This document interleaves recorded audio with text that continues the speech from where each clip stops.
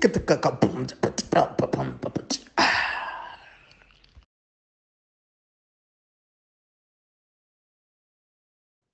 everybody, guess what? We are back. This is Africa is Next podcast. Yes, baby, we are back. This is the threesome, as Tebello would call us. The fourth guy is not around. That is Lord Zuko. Don Lord Zuko is not around. Unfortunately, he couldn't join us. He would have loved to join us, but he has a kingdom to run. So what can we do? Anyway, yeah, I am Mr. Extrodin, and this, as I've said before, this is Africa is Next podcast. What is this podcast about? Well, we dissect like anime series. We talk about all things geeky. We talk about manga, comics, and everything of that nature. So if you're new, don't forget to like, subscribe, hit the notification bell icon, comment. Let us know what you would like us to talk about with regards to manga, comics, or anything of that sort. I'm not alone as usual. I am with two geeks. I do have Buckmeister Cul and I do have Tebello Khala. They will introduce themselves and also tell you where you can find them if you need to know more about them, because they're really good about, they really know what their stuff, the stuff that they're going to talk about just now. So yeah, let us start with Tebello Khala, please. Good evening, ladies and gentlemen. Wait, let me get my sexy voice on. Good evening, ladies and gentlemen. Welcome to the espousing, arousing, and enticing voice of Tebello Khala. If you want to get more of this delicious, ominous, erotic, expositive, and dominating voice, check us out on KC Media on YouTube. I also have a lovely podcast called Nerdgasm, where you can get your rocks off talking about all things nerdy. Check us out also on Instagram and on TikTok. My name and surname are all you need to check that to find out and titillate your desires. Come explore the dark side of nerd culture with Nerdgasm, made strictly for you. You see, this is what happens when you watch a lot of X-Men 97. No. Actually, Magneto vibes. what happened is Tebello used to moonlight for ETV at midnight. Tonight, Friday Action Night. No. At that 12 o'clock slot where your parents are supposed to be asleep, he did the voiceover. So he just had a flashback. Everybody, if you know, you know. But Wow. And we have Buckmeister Cul. Okay, I don't have a sexy voice, but I do have this. From the mountains of YouTube to the alleys of TikTok and the streets of Twitter, I have come. Boom. It is Buckmeister Sensei.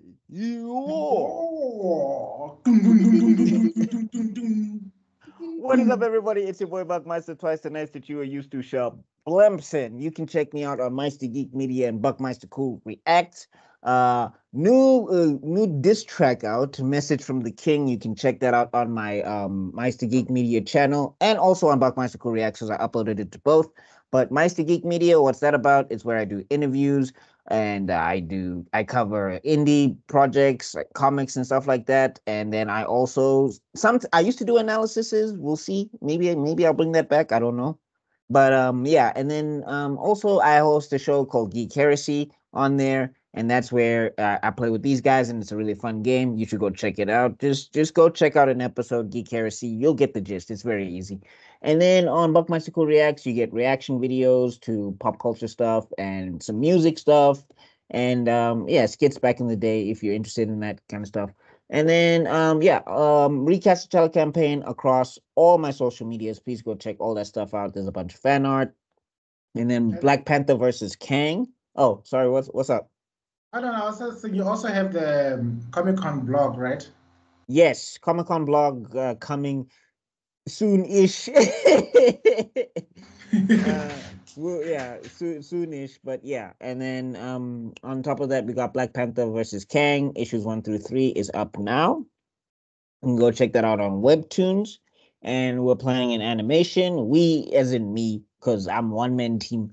So I'm Venom today. Anyway, planning a animation basically. So Black Panther versus Kang animation. If you want to support that, you can go to Kofi and drop me some money. On to the for the project. I'm not going to politician up. Don't worry. I'm not going to take the money and run.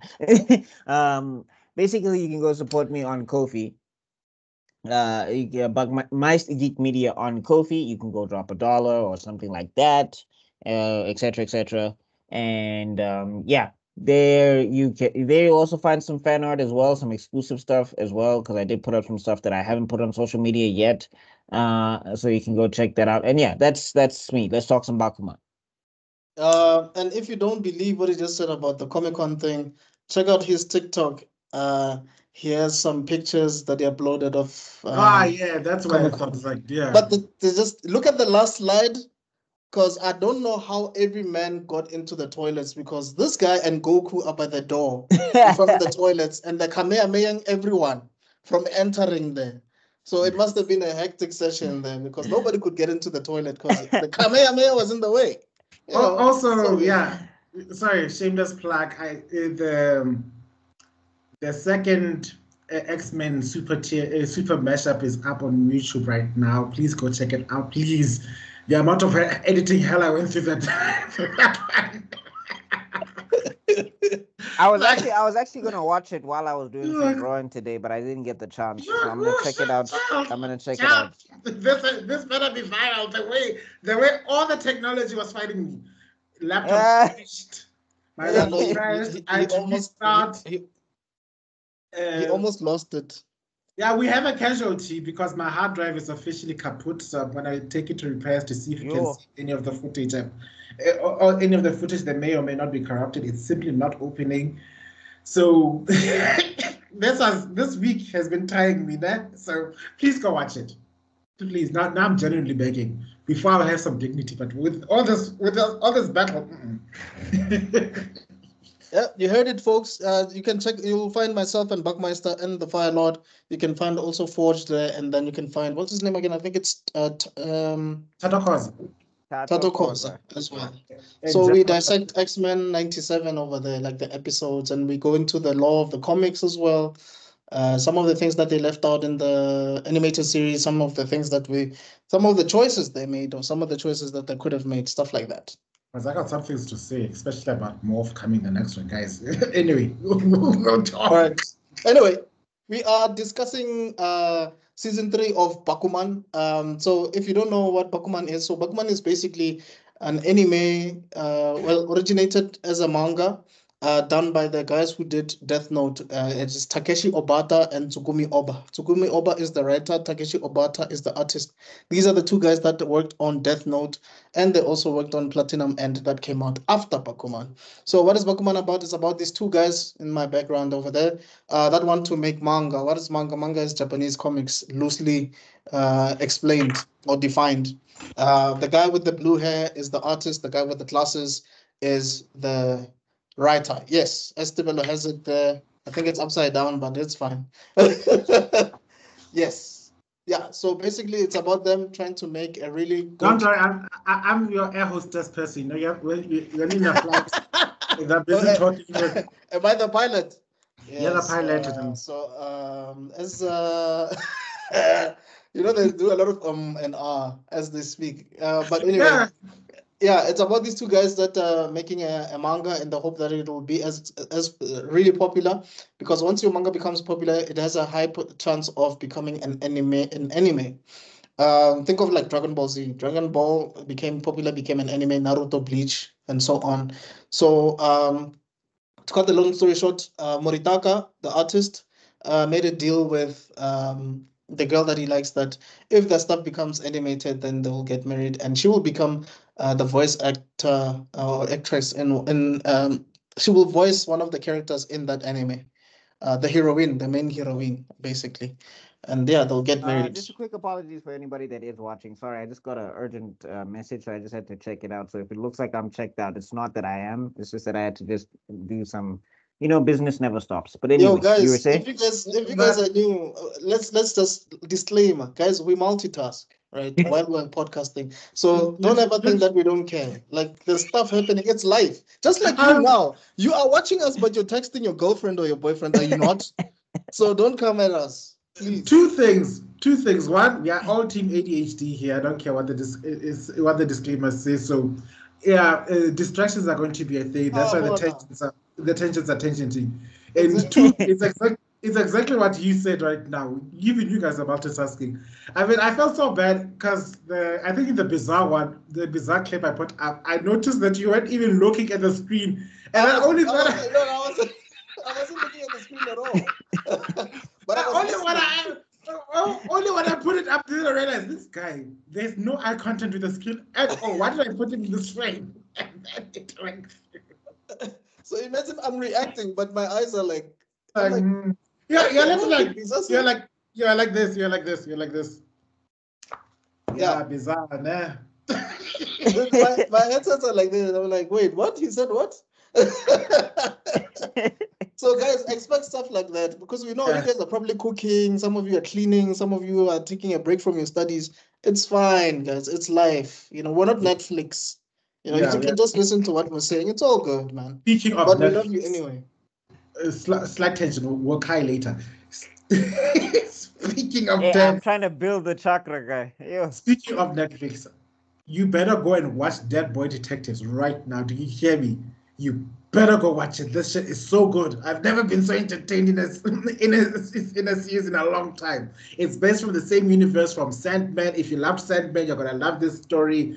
It's also written by Neil Gaiman for everybody who likes the whole Angel. What's the Crowley and Aziraphale? Lucifer.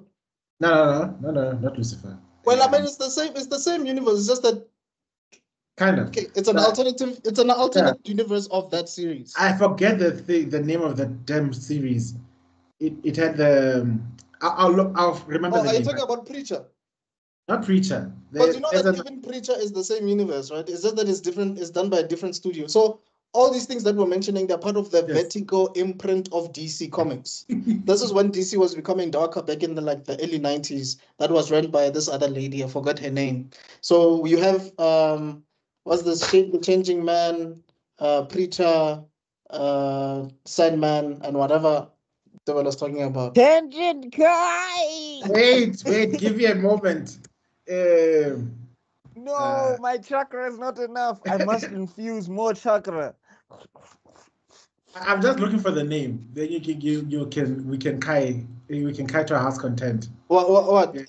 Shade the Changing Man? No, the name of the show I was talking about with Aziraphale and Crowley. Oh. What's the name now? Damn it. Oh. Simple. Kai. Good Omens. There you go. Good Omens. Oh, okay. That's the name. Yeah, so watch Good Omens because I need my Yaoi stands, my BL stands. I need to make an episode about BL and all the stuff so it can go as horrifically gay as possible so that it can get out of our system. It's like I got no one to talk to about this stuff. It's so sad. Anyway, let's get back. Kai. Okay. Anyway, yeah. So season 3. I believe last time we ended up on season 2. Season 2, obviously, we were saying that Mayuri is the editor of Ashirogi Muto, and they tried to do Tonto, which is a comedy, and obviously they didn't really do so well. Actually, the guys just decided that, you know what, it's not who they are as Ashirogi Muto. It's not necessarily really their style. So they decided to cancel it. I mean, just to talk about what's his name again? Why am I forgetting his name? Mayuri. No, this guy. No, is it? Wait, what's the author of making?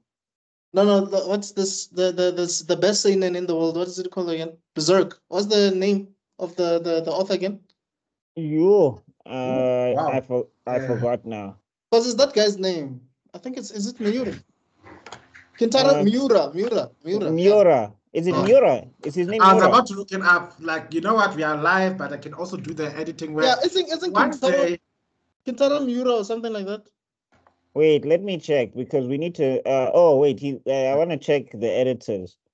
It's Miura, Goro Miura. Yeah, you Yeah, are right. yeah. Yeah, I mean, like, hey, when we check Miura and we see what Miura is like and like what he's about and all of that stuff. Uh-huh. Yeah, it is. It like you get to see that. I think like the story is hard on him, kind of a little bit. Yeah, it's as if the writers were reacting to the readers. Like, no, Mura's not like Hattori.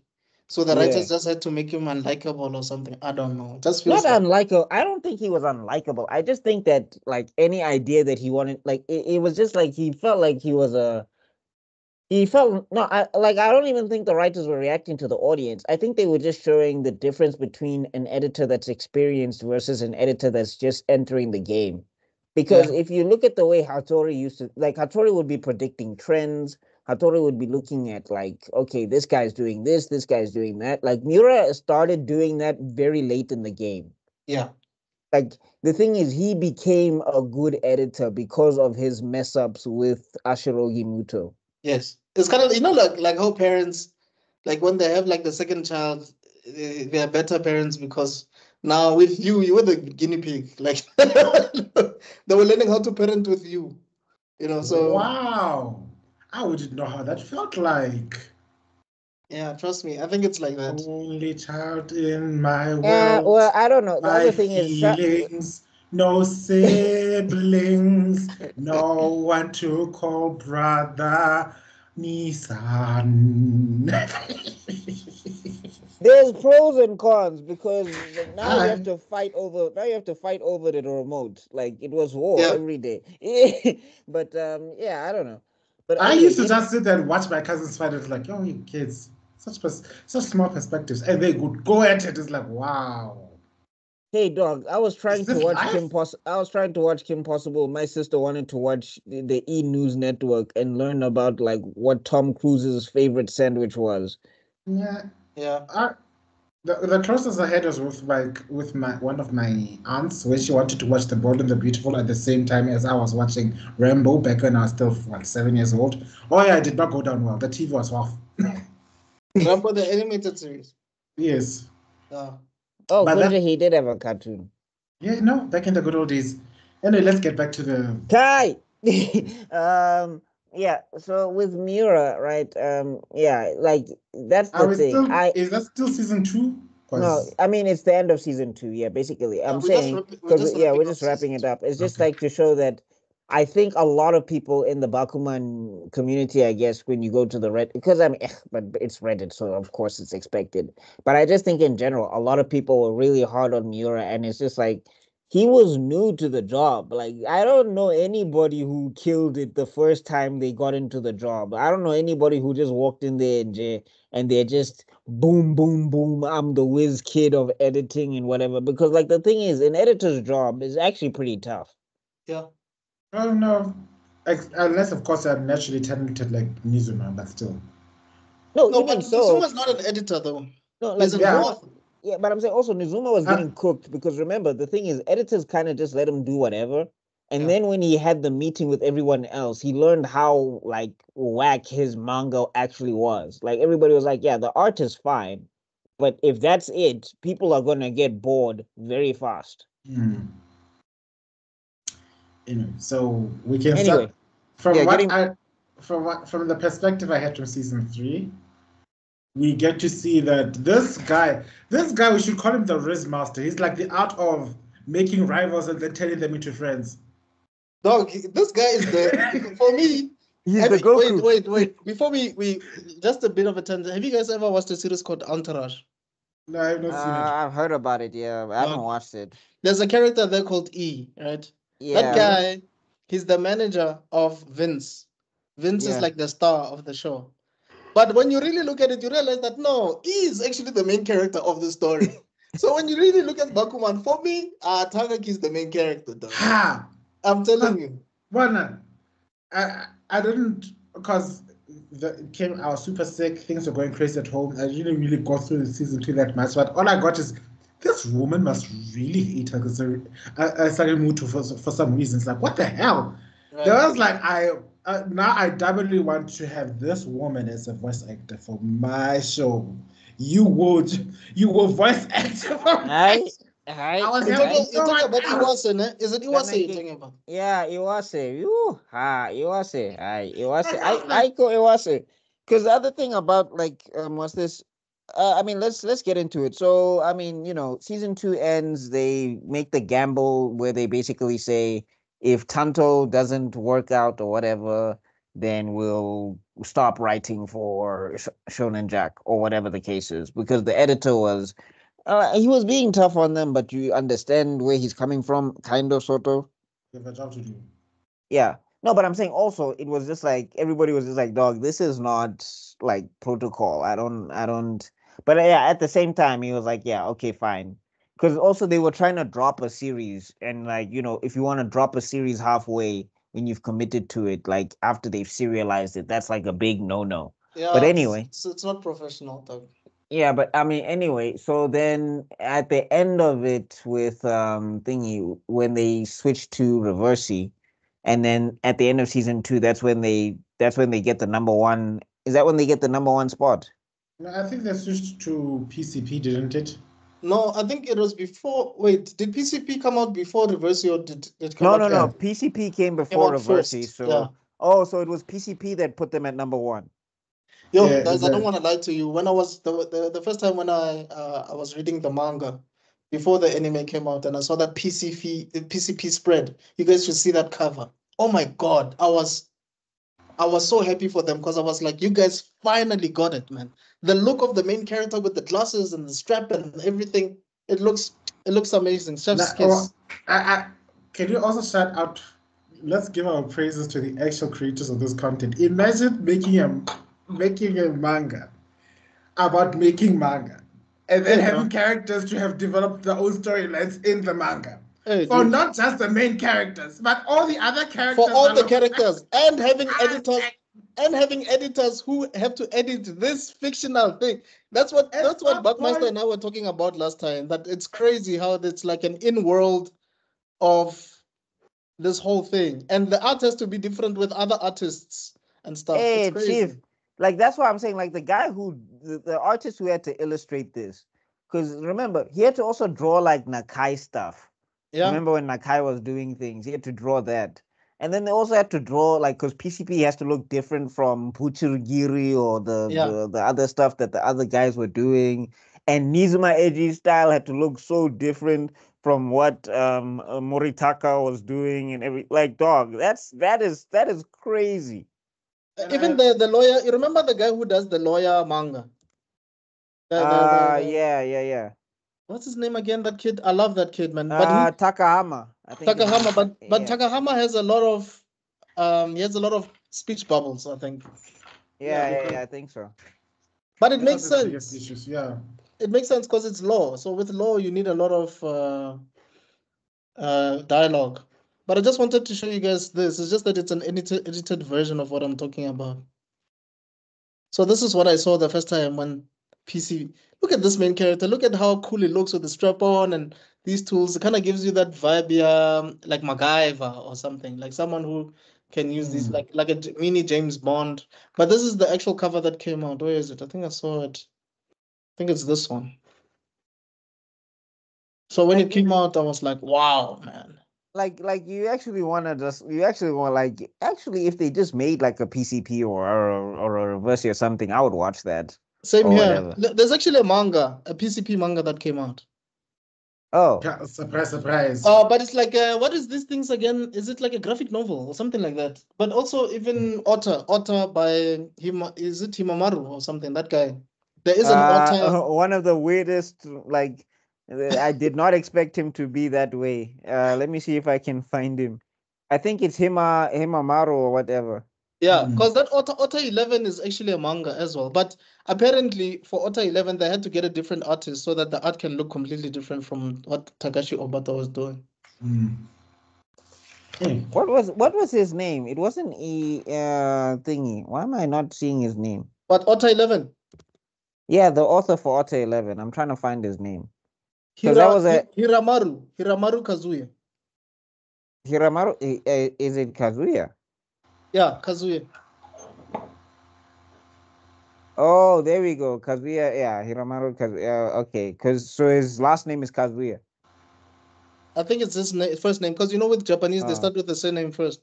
Oh, But right, Hiramaru Kazuya. This is the manga. This is the manga that actually came out. Was it this one? Oh, I don't remember. But there's like the real manga that actually came out. Based on the thing. Wow. You see, it Which says is here novel based, like you gotta say that novel based in Bakuman. You see that? Like that has got to be so saucy that you can make something that's about making manga, and somebody takes that idea and then actually makes a manga. Bakuman is just one big ass flex on the creativity of these people. I don't care what you people say. I know it's beautifully written, and also maybe from as one creative to another, I can see the spirit behind this storyline of what its authentic message is. But I have got to also appreciate the level of flex. Like I will show you a universe inside a universe inside a universe. So this is the manga I'm referring. This is the manga section. This is the graphic novel I'm talking about, the PCP one. That's actually out there for real, in real life. Perfect Crime Party. Yeah. And that's what PCP stands for. I know. I just wanted to say what I like about this whole story is, firstly, it focuses on a very saturated market. Like even the line that says like becoming a mangaka, is it a dream to pursue or is it just one big gamble?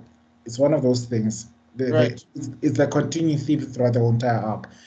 Number two, their approach to the genre is also very different. When we think shonen, we automatically think it's either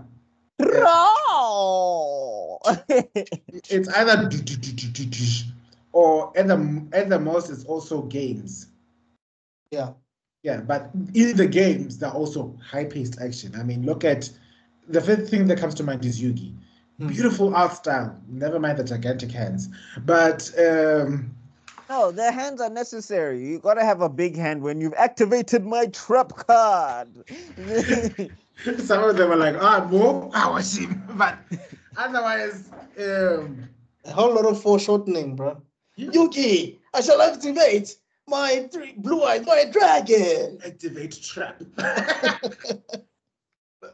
But that being said, you don't see basically the detective genre-like thing come into it. Not only is the detective thing, it's like an anti-detective show because it's a crime story. You know what I'm talking about? No, I mean, like you get to see that you understand how these are the same guys that made Death Note, even though I still think they fumbled with L. But you get to see how, with the way they're writing Mashiro and Tagaki, right? You get to see that when they were probably sitting there in their meetings with their names and things, they were also looking at each other like, hey, Chief, like we can't, like, let's make our main protagonist the bad guy. That's never been done in a shonen on this level. Let's do this. Let's do that. Like you can see, like the way Tagaki and Mashiro be brainstorming, you can see that that's how they did it. I just wanted to highlight that. Funny enough, just to correct the Buckmeister there, these guys didn't work like that at all. So what Tsugumi Oba would do is he would write a story, give it to the editor. The editor would then give it to Takeshi Obata, and then he would also bring Names, who's the Tsugumi Oba. Those guys hardly met face to face, dog. Wow. Like the artist and the writer hardly met ever. It's only a few times. But funny enough, they were able to make even with Bakuman. Even with Bakuman, dog. Damn. They hardly met. They had met a few times, but they hardly met for when they were working with each other. It's like they just understood each other. Talk about flexing again. Imagine if I was working with someone like wild. I thought they were homies. No, it's crazy. It's like with the design of L, for instance. Tsugumi Oba just said, you know what, Takeshi, I'm gonna leave you to do the design of L. And then Takeshi just drew the bags under the eyes, a weird hairstyle, and it's like, okay, this works. It's cool. Let's continue. Okay. Wow. It's weird. it's impressive. It's even more impressive, and also highlights what I wanted to add. Like the things that make the things that make you stand out more often than not are the things that will help you succeed in the long run. Being trying to chase trends so that you can gain notoriety does have its place in a certain space and time, but what make people stick to you is what makes you unique. And that's one of the biggest things that people tend to forget. That's why I struggle to follow trends on the TikToks and on the YouTubes and stuff. Where like right now everybody's making videos about Kendrick Lamar's "I hate the way that you walk, the way that you talk, the way that you do whatever," and it's easy to want to quickly splice up something and then make your video to join the trends, and then lucky if the algorithm, God bless you, you might get like 5,000 more viewers. But then what makes you unique if you keep following everybody else's trends? What makes your channel? What makes Yeah, your and also brand? if you don't care, people can smell it. Like people will Yeah, be like, this guy is not interested in what he's doing or yeah. whatever. But that's crazy, Mr. Extrodin. But anyway, getting back to this with these two guys. What's this? So season 3, we open with what's this? Like that's after they thingy, that's when Hattori comes back into the picture, right? Yeah, I thought it does come back. But I Hey think dog, that was like, if you played the Avengers on your left music, or like on the left or whatever, on your left music or Na, whatever, when na, Hattori opened the door, na, na, na, na. I was They so should, happy to see him back, dog. wait, the wait, problem. wait, wait, wait, wait, wait, wait, wait. Did Hattori come? Okay, because Hattori went to work with Iwase, right? Yeah. But then Mira came to work with Iwase. But I think it took a while for Hattori to come back in season 3, because I remember at a point Iwase started even having a crush on on Hattori, and that's when Ashiroki Muto were like spying on him, like, what's going on? What's going on with this guy? Um, but yeah, eventually he went. Oh yeah, okay. So that means that Mura stays with them halfway through the season. Is it? I mean, I I think stand to be that's corrected, but I I think think at a that's point, season two. From what I've read, from what I've been reading in season 3, or that when watching in season 3, it starts off with the next episode. It starts with them, what's his name? because you know why I'm saying this. I remember The editor. that's how they got inspired for PCP, because they were sort of like acting like detectives, like following Hattori around that day, and they were dressed like detectives, if you remember. Then Right, right, right. that must have been in season 2, because the episode when season 3 starts for me is when they are busy having the big. He went to go rescue his girlfriend from working for her. Oh, from the studio. Yeah, like he gate crashed. I like the way that I like.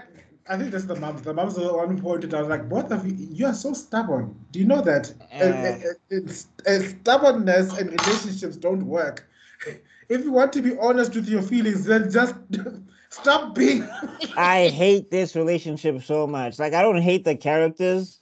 I don't hate the characters. Like they're fine. And like Miho becomes better. Like thank Yeah. God.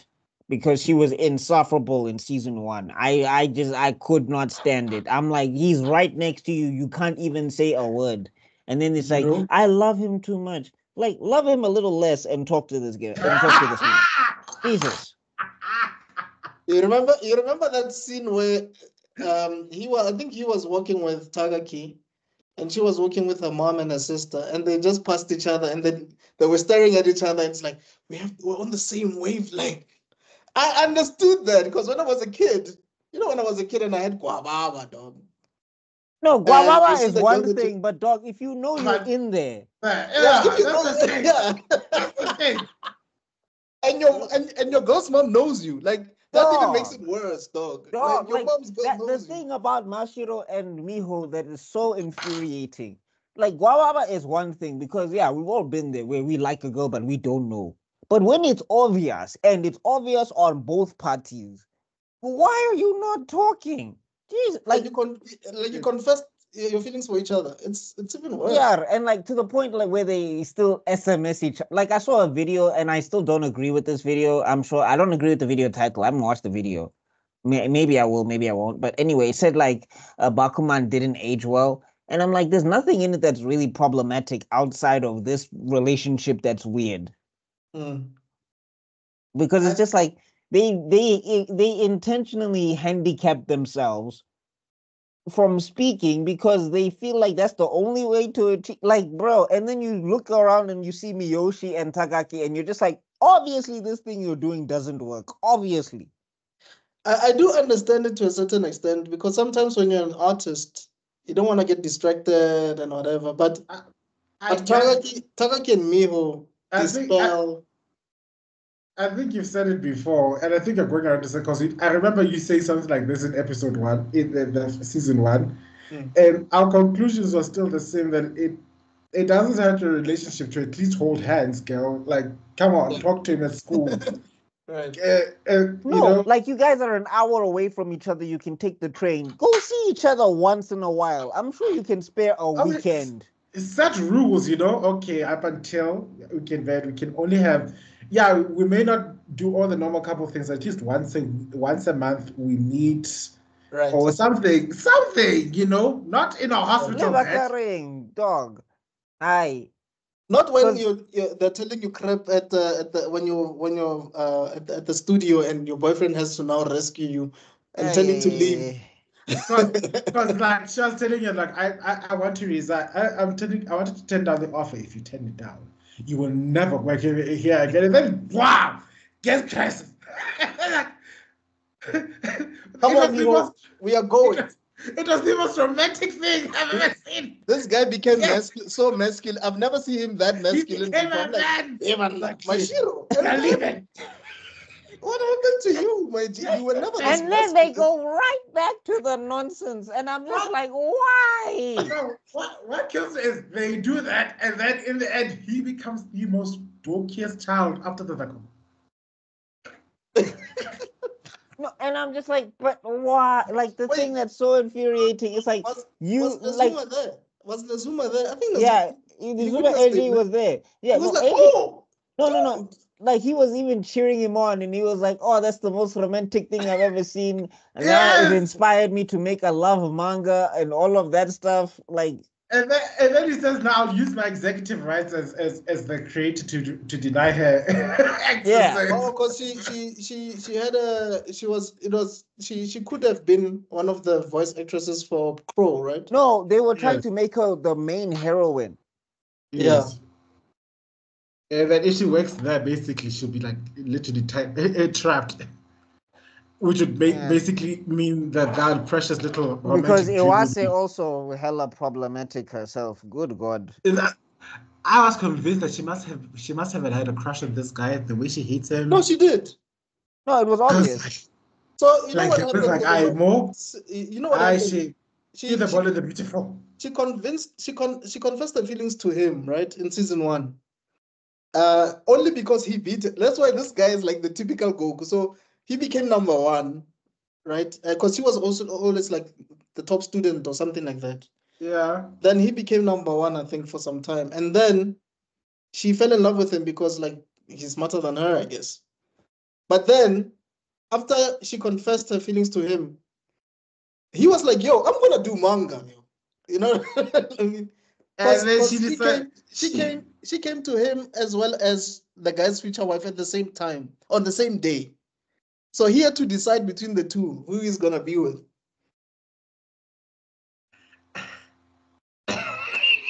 So wait. Why does this reek of the body the beautiful?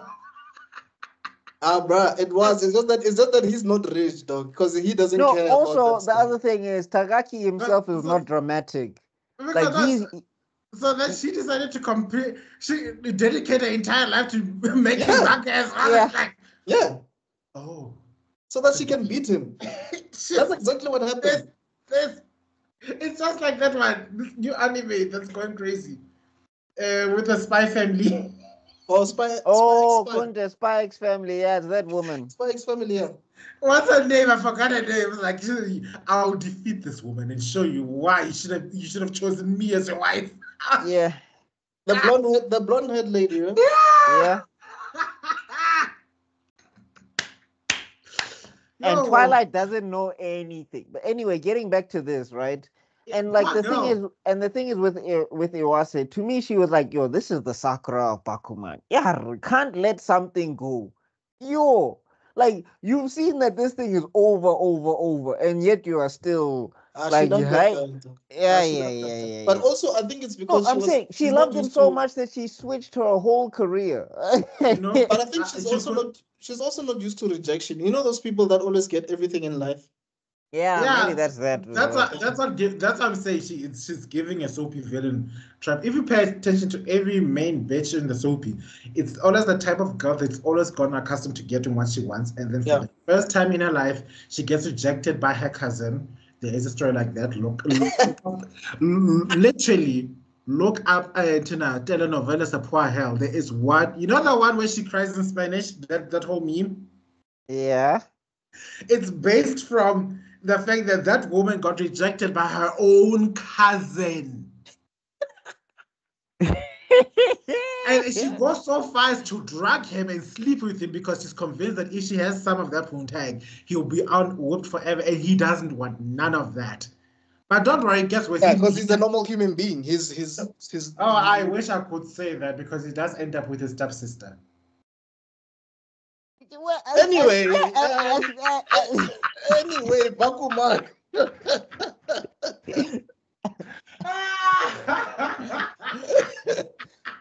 Oh, mental my note: goodness. never watch a soapy ever. Oh god. And I Anyway, thought that guy was decent, Kanti. Plot twist. If I want to do incest, why should I stick with my cousin when I can just have my stepsister? wait, how When I step can how just have my step is stepsister. step though? How step is step? Are they still related? If I'm not mistaken, no, it's just that the guy's father just took pity on her because she was poor, and she decided to adopt her into the family. That's acceptable. That's way better than. Yeah, something like that happens in Einstein. Do you know Mary Shelley's Einstein that came out in the 90s? Something like that happens. It's a movie. Anyway, Kai. Kai. Back to it. So yeah, then this season opens up with I mean I guess we can start getting to like some of the major plot points. So for one, we can get to so they make PCP and all of that stuff, right? PCP. Yeah. And apparently it's a hit. Like people really like this thing. Yeah, I think it kind of like gives Death Note vibes if you think about it, because it's all like cat and mouse between the crime party. Well, it's Death Note without the death in it, I guess. Yeah, basically. Yeah. And what I also like is that it's also they have a deadline to meet.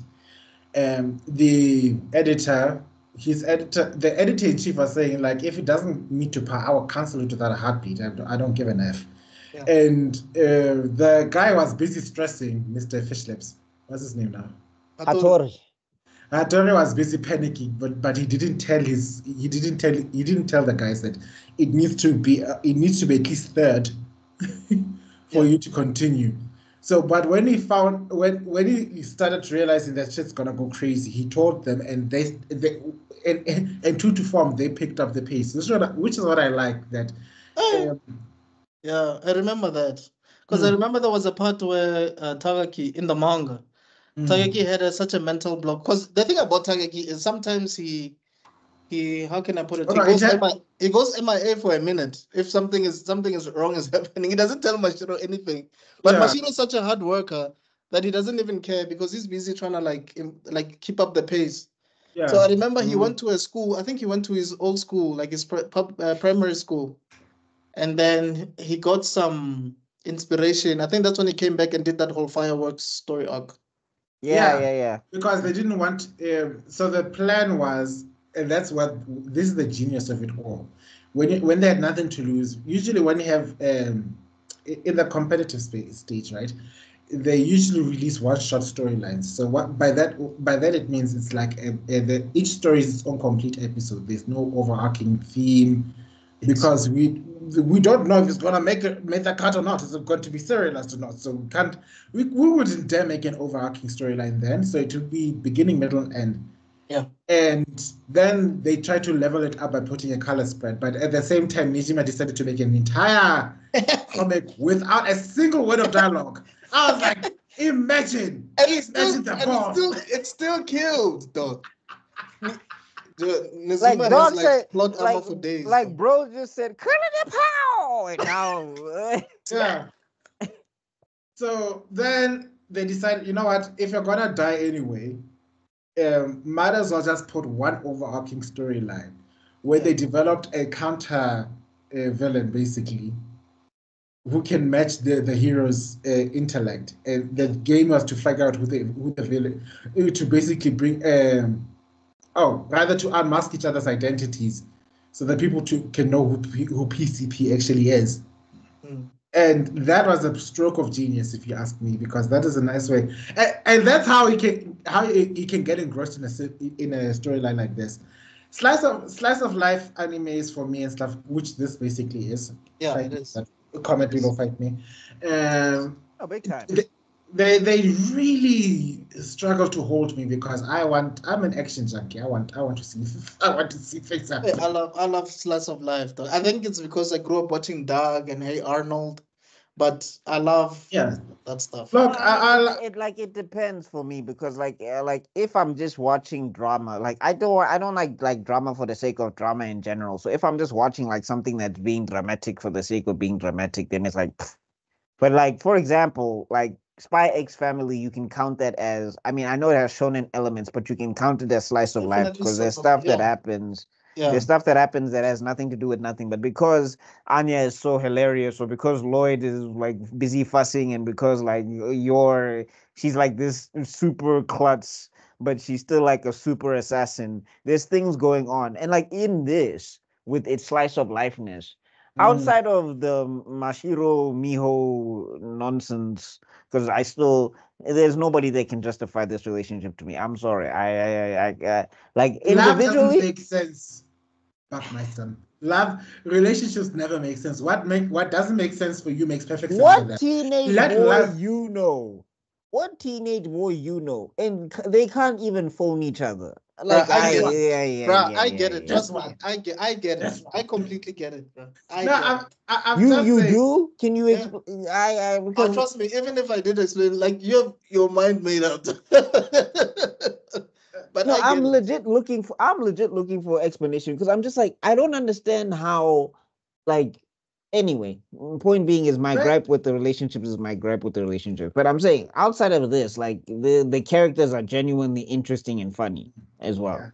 Yeah. Like this guy who did Buchagiri, why am I forgetting his name? Fukuda. I think it's Fukuda. Yeah. Like he's an amazing character on his own or whatever. Like to the point where you'd watch a series based on him and see what he's doing. Assistant, but his assistant is like him, dog. Yeah. The whole mohawk and everything. Yeah, basically. They're one whole team. Like I'm saying, like I'd watch a Nizuma Eiji I'd read a Nizuma Eiji manga series or whatever, where we get to see how he does stuff. So like these characters are good, engaging, and interesting. And then also like they add shonen elements where people are going head to head using their manga. So there's an element of competition. Like there's things happening. It's not just people living their lives normally, going to the cafe and all of that stuff. No, there's a plot. There's a goal in mind. There's an overarching theme. I love it. Yeah, but I was just saying that in general, the slice of life anime with me, they seldom stick. I get bored easily. But this one kept me going because it was in a field that I'm passionate about. Yeah. It talks about the realities of things that I did know and I didn't know. So it's a good learning experience that I had, and one of the biggest learning experiences I had. One of the biggest learning experiences I had is I would never survive. Yeah. Whoa! I would never. I wouldn't either, though. Would never be. No, I think also like you get to see the weaknesses of some of the manga industry. Like, you know, when we say, okay, like it's a story, they're changing things, like something went left here or something went left there. Like, for example, the one-shot thing. It's perfect in theory. But when you think about it in practice, if you do a one-shot and you complete the arc, now you have to stretch that into a story. It's very easy for the story to get away from you. Because it's like now you haven't planned for this thing to be 300 issues or whatever. like I think the next crop of like depending on if Shonen Jump actually changes their practices, but I just think the next crop of creators or manga creators or whatever, like the Shonen Jump future, I think is going to be like webtoons. Yeah, but I think that's why most of these shonen series have tournament arcs. I think it's a way for them to think, who can I introduce here who can stay in the next arc? Because like if you're stuck, dog, when in doubt, tournament arc, you No, know. I mean, yeah, when in doubt, tournament arc, when in doubt, introduce a rival, or if the rival's Yeah, not working, introduce a bigger one. yeah. Like, I mean, that's what Dragon Ball Z did. Piccolo was the rival, and then they were just like, "Yeah, he's not gonna cut it. No, Here's you're an ally now. Vegeta." You're an No, ally no, now. no, even worse. I remember there's a story about how the Android saga was basically the editors telling telling Yeah, telling some Toriyama, kids. Yeah, Toriyama's like, no, first is like, why do you have a fat man and a old dude as the main bad guys? Make it slick. I mean, make it more relevant. Kids are watching. I mean, you brought Trunks into the storyline for the very reason to attract to attract a bigger audience. Now you're giving us these boring villains. Change them. Then he brings people like 17, Trunks, 18. like some nice, good-looking young guys. It's like no. Okay, then 17 and 18 come in. It's like, what are these crazy ass little Excel twin nonsense crap you're just bringing into this thing? This is called Dragon Ball, not some robotic twins. Give us something more relevant. Make the villain more ominous looking. Cell, a disgusting bug. Come on, you can do better than that. Make this. Make the guy look. You know what? You gotta try to freezer. Put more freezer into him. He must eat those other ones. Then that's when you end up. Yeah. When you looked at Perfect Cell, I was like, oh my god, he's beautiful. I have no words. Akira, this is Well, it. I have no words. Yeah. Get Krillin there to be fighting this guy. Meanwhile, Cell is just like, But anyway.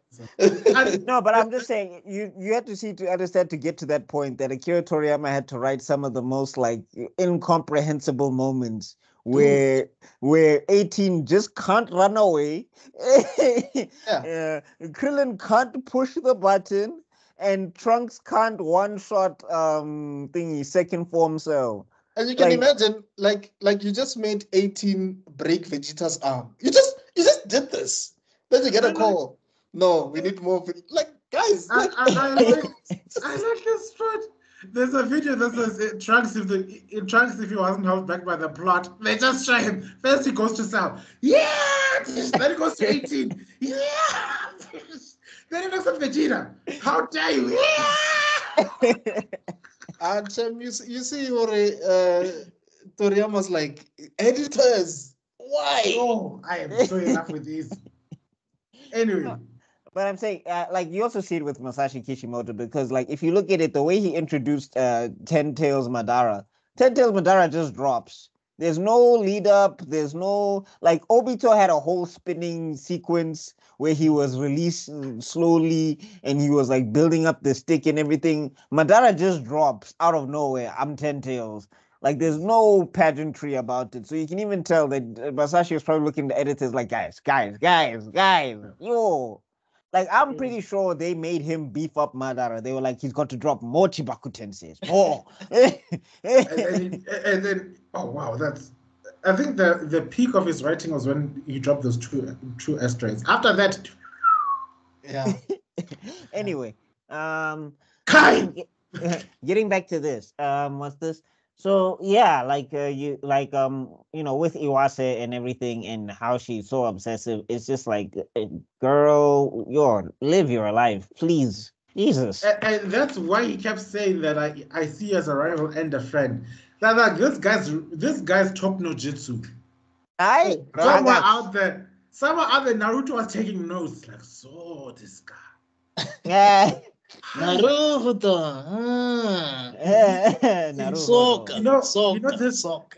He's somewhere ahead from Giara's. Like when I was traveling between dimensions, I had somebody who can stop people from hating them with just words alone, without the music. Without the music, I need to find out about this person. Because he doesn't have a flute. He doesn't have a flute. Not nothing. What? But also it was a dog. Like even when she was making on Hattori dog, Hattori was like embarrassed because it's like, yo, this is a kid, No, and I she still was need to keep just her like interested. she was throwing it at everybody at some point, and it was just like, girl, like you're like just I don't know, go to a bar, go to the No, but mall. I think she was throwing it at people who she thought were better than her. Like if you are like smarter than you than her or At something like one that. point, people thought that she was. I thought she was even going to throw it at Nizuma, and I was just like, I like. But yeah, Nizuma is a genius as well, so it makes sense. Wasn't For there? Iwase, it makes sense, you know. No, But there I'm was anyway, a saying, time where like, are oh, these two dating? I remember the two editors are panicking. It's like, are they dating? Are they I remember. dating? Yeah.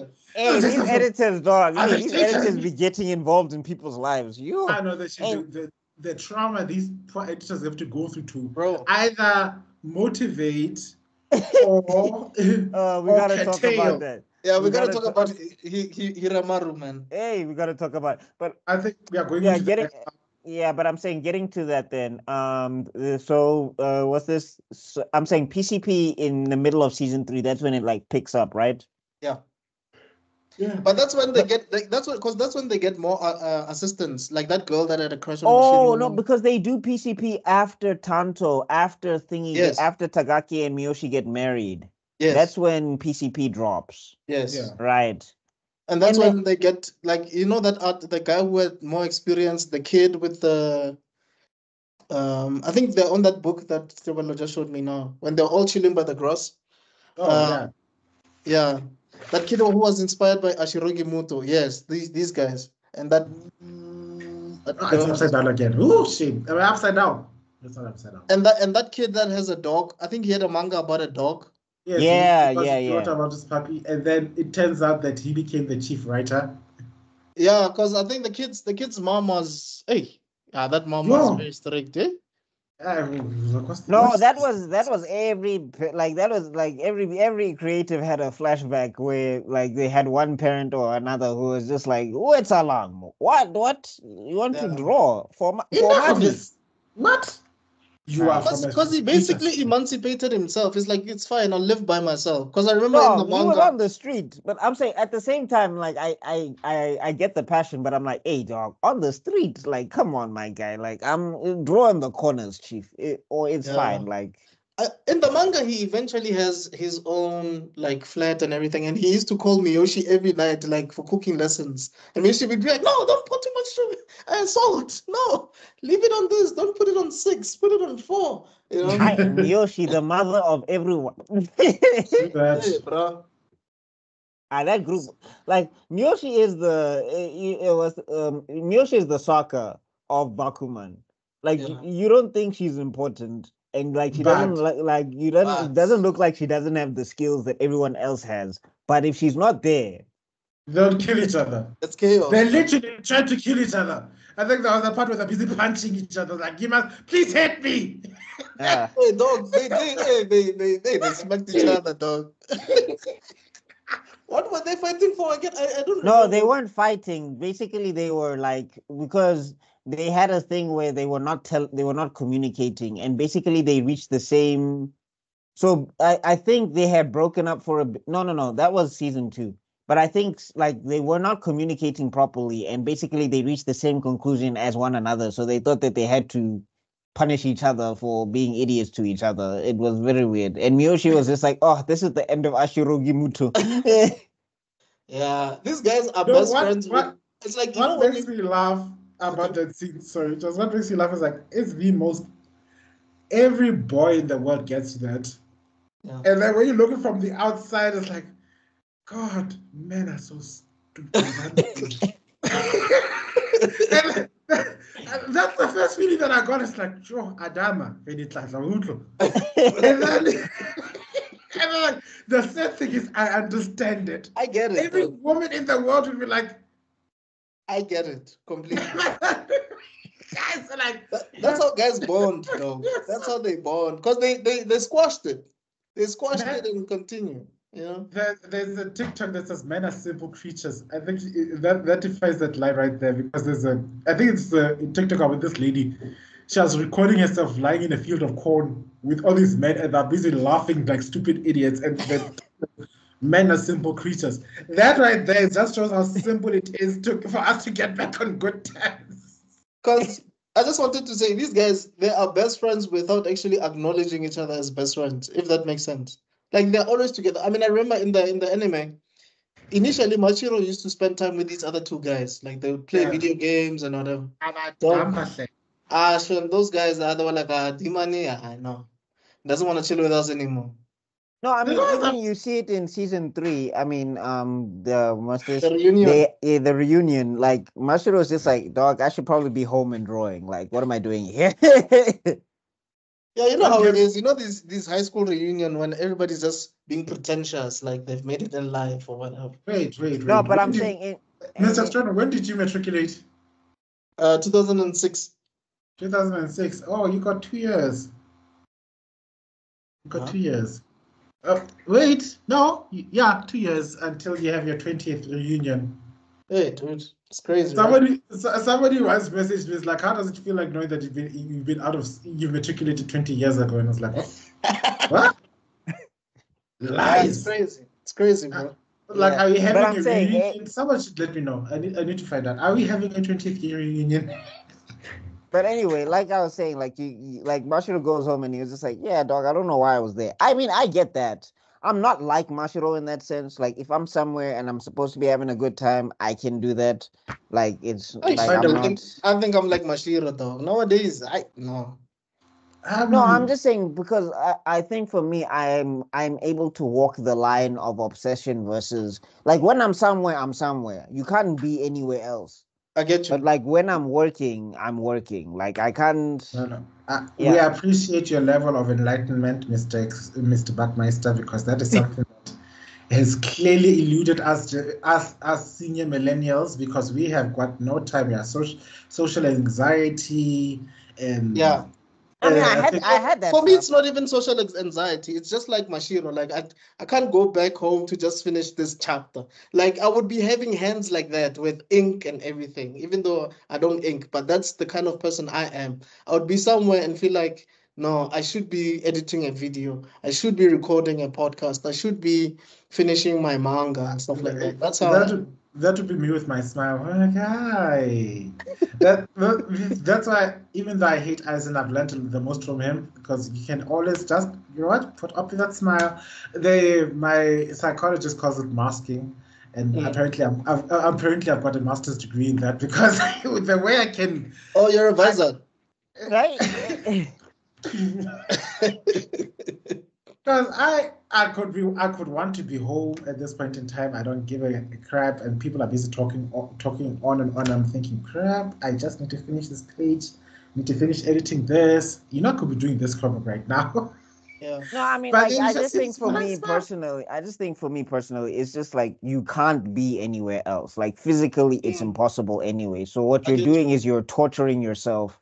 That you need to be doing something. It's not even like an enjoy the moment thing. It's just like, it's reality. It's like, dog, you can't clone yourself. If you could, go ahead. But you can't. But then if I realize that my hands are tired and I'm stuck, like, I find a way to make it about the things I care about. Like, I get you. I'm stuck in the middle of nowhere. I wonder how many people I can force to subscribe to my channel. You. Yeah. Anyway, but like I'm saying, like I understand what Mashiro was like going through when he went to that reunion and everything. And I mean, also it can be a healthy mindset in the sense that you shouldn't need to feel the need to fit in with everybody. You don't have to. Because people are talking about what they're going through, like their salary jobs and stuff. Yeah. And it's just like, oh, you're a mangaka still? And it's just like, yeah. Anyway. But and then he meets up with Takaki, and then they just like, yeah, dog, like we're mangakas, like we're not to, and I don't like this because this is very alpha sigma mind grind set, which I don't like in general, where like people are just like, oh, I'm built different. It's like, no, you're not. It's water, oxygen, H2O, and food. You're not built different. Like, just relax. You guys can correct me if I'm wrong, but I think editing Extrodin, if you're hearing this, right? find that video about that guy who put an egg in his bicep and crushed it, and he said he's built different, and everyone else in the world was doing the exact same thing. It's like, wait, is this a real video or is this in? Oh, I'll see if I can find it. That's where the term "built different" came from. He comes with an egg, built different, and then this woman just like puts an egg there. And then it becomes a trend of guys going like, why that's are you? crazy. What makes so unique? That is crazy. No, But I think- that I think you perfectly guys- encapsulates people who keep saying that they're built different, in my opinion, because I'm just like, relax, okay? Yeah. Jesus. You guys can correct me if I'm wrong, but I think Takaki didn't want to go initially, right, to this thing. No, he wanted to go, but Miyoshi got sick. So he had to Oh. take care of her. Right, Mhm. right. So then Mashiro went solo dolo, and then, yeah.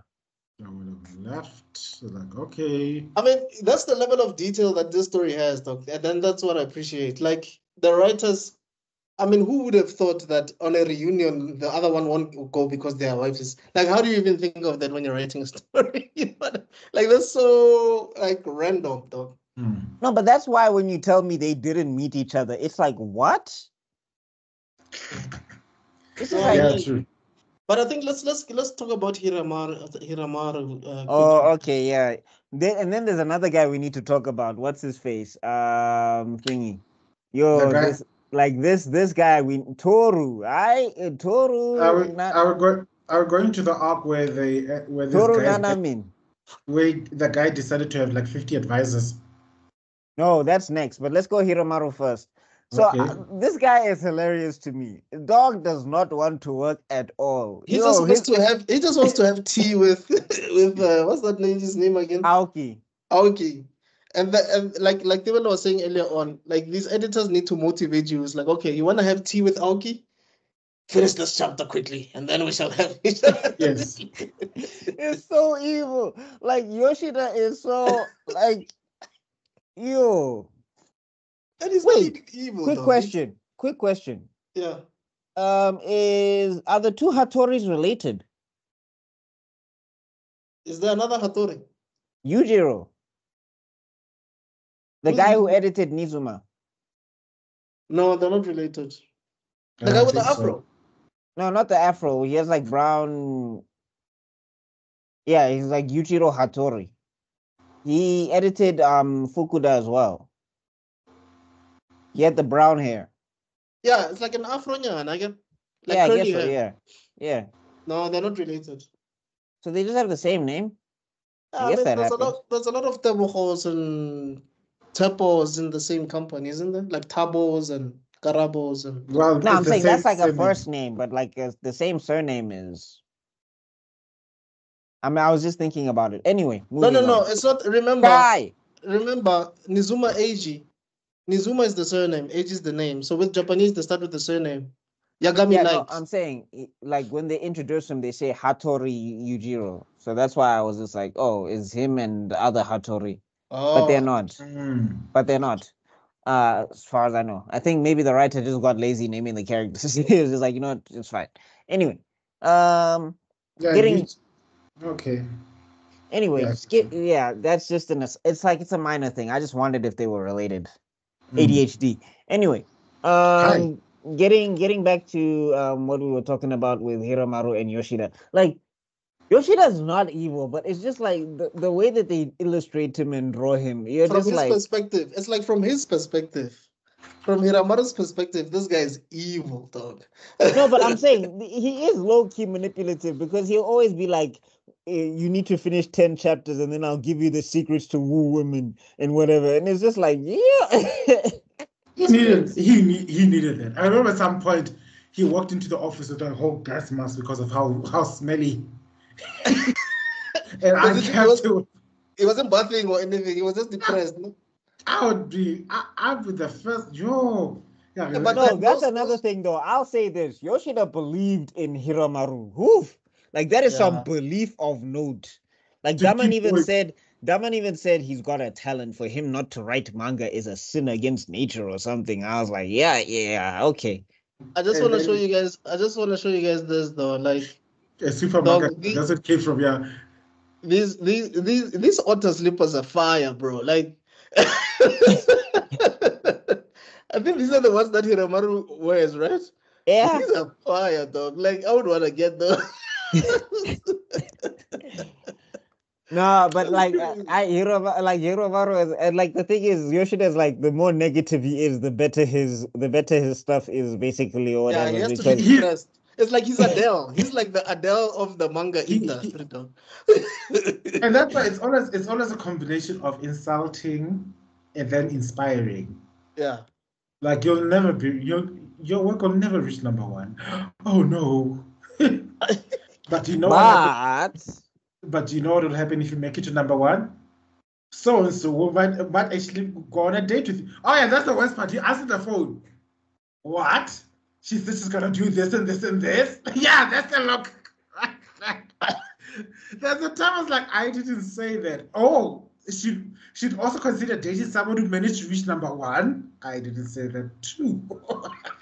That guy, the other editor was like, we'll get to this though. This was a wholesome moment, but we'll get to yeah. it. But I'm saying if you look at that other one that you were on before, Oh, isn't that how Aaron? Yeah, I'm saying, isn't that how Aaron was talking to his father when he was Yes. telling him that he needs to stand up and fight? Like it's such a villainous, like that's like Yoshida was. This is What are you basically wearing? Palpatine and Vader. But this is the guest mouse that Tebello is talking about, It's right? like, hey, yo. There's another character that I did not like. Oof. Him. Nakai. Yo. Yeah. That guy, that's like a and then but they tricked him. You know what? You need to become a super mangaka. No, like when Yoshida forgot about him, I was like, that's the appropriate response to Nakai. Yeah, because that's when they were trying to motivate him to get in shape and whatever. Yes, then you must stop encouraging his paying for his habits of overeating. You need to run 10 kilometers day and night. That guy will die. And he did it, dog. He actually did it. It's crazy. Yeah, but anyway, so yeah, with Hiroma, like I think he was built to be an assistant. Like if he ever like got really good, I think Hiromaru was just like he lived that assistant life because he doesn't want to be a mangaka. Oh, his series was not meant to be long. Like he was just supposed to do like short series. No, that, but I think also in general, when he got to be an assistant for Aoki, he was like, yeah, I'm good. I don't need this anymore. Yeah. So but at least he made these monies, Is those guys who have like three albums and they're done, but they're set for life. Yeah. He's that guy. I mean, like, yeah, I'm saying credit to Yoshida. That was some belief of note. He never gave up on this man. I mean, he didn't. I mean, should we get to that whole? I mean, for me though, the pair. Like, should we talk about the pairing? Should we talk about the? Or the author versus the author and the editor pairing? Not the author and editor pairing. The Aoki and thingy when they go. Yeah, when they go on one of the weirdest dates possible that I've ever seen. Didn't they go to was it the carnivals or whatever? No, second weirdest. Sorry, they still beat Miho and Mashiro.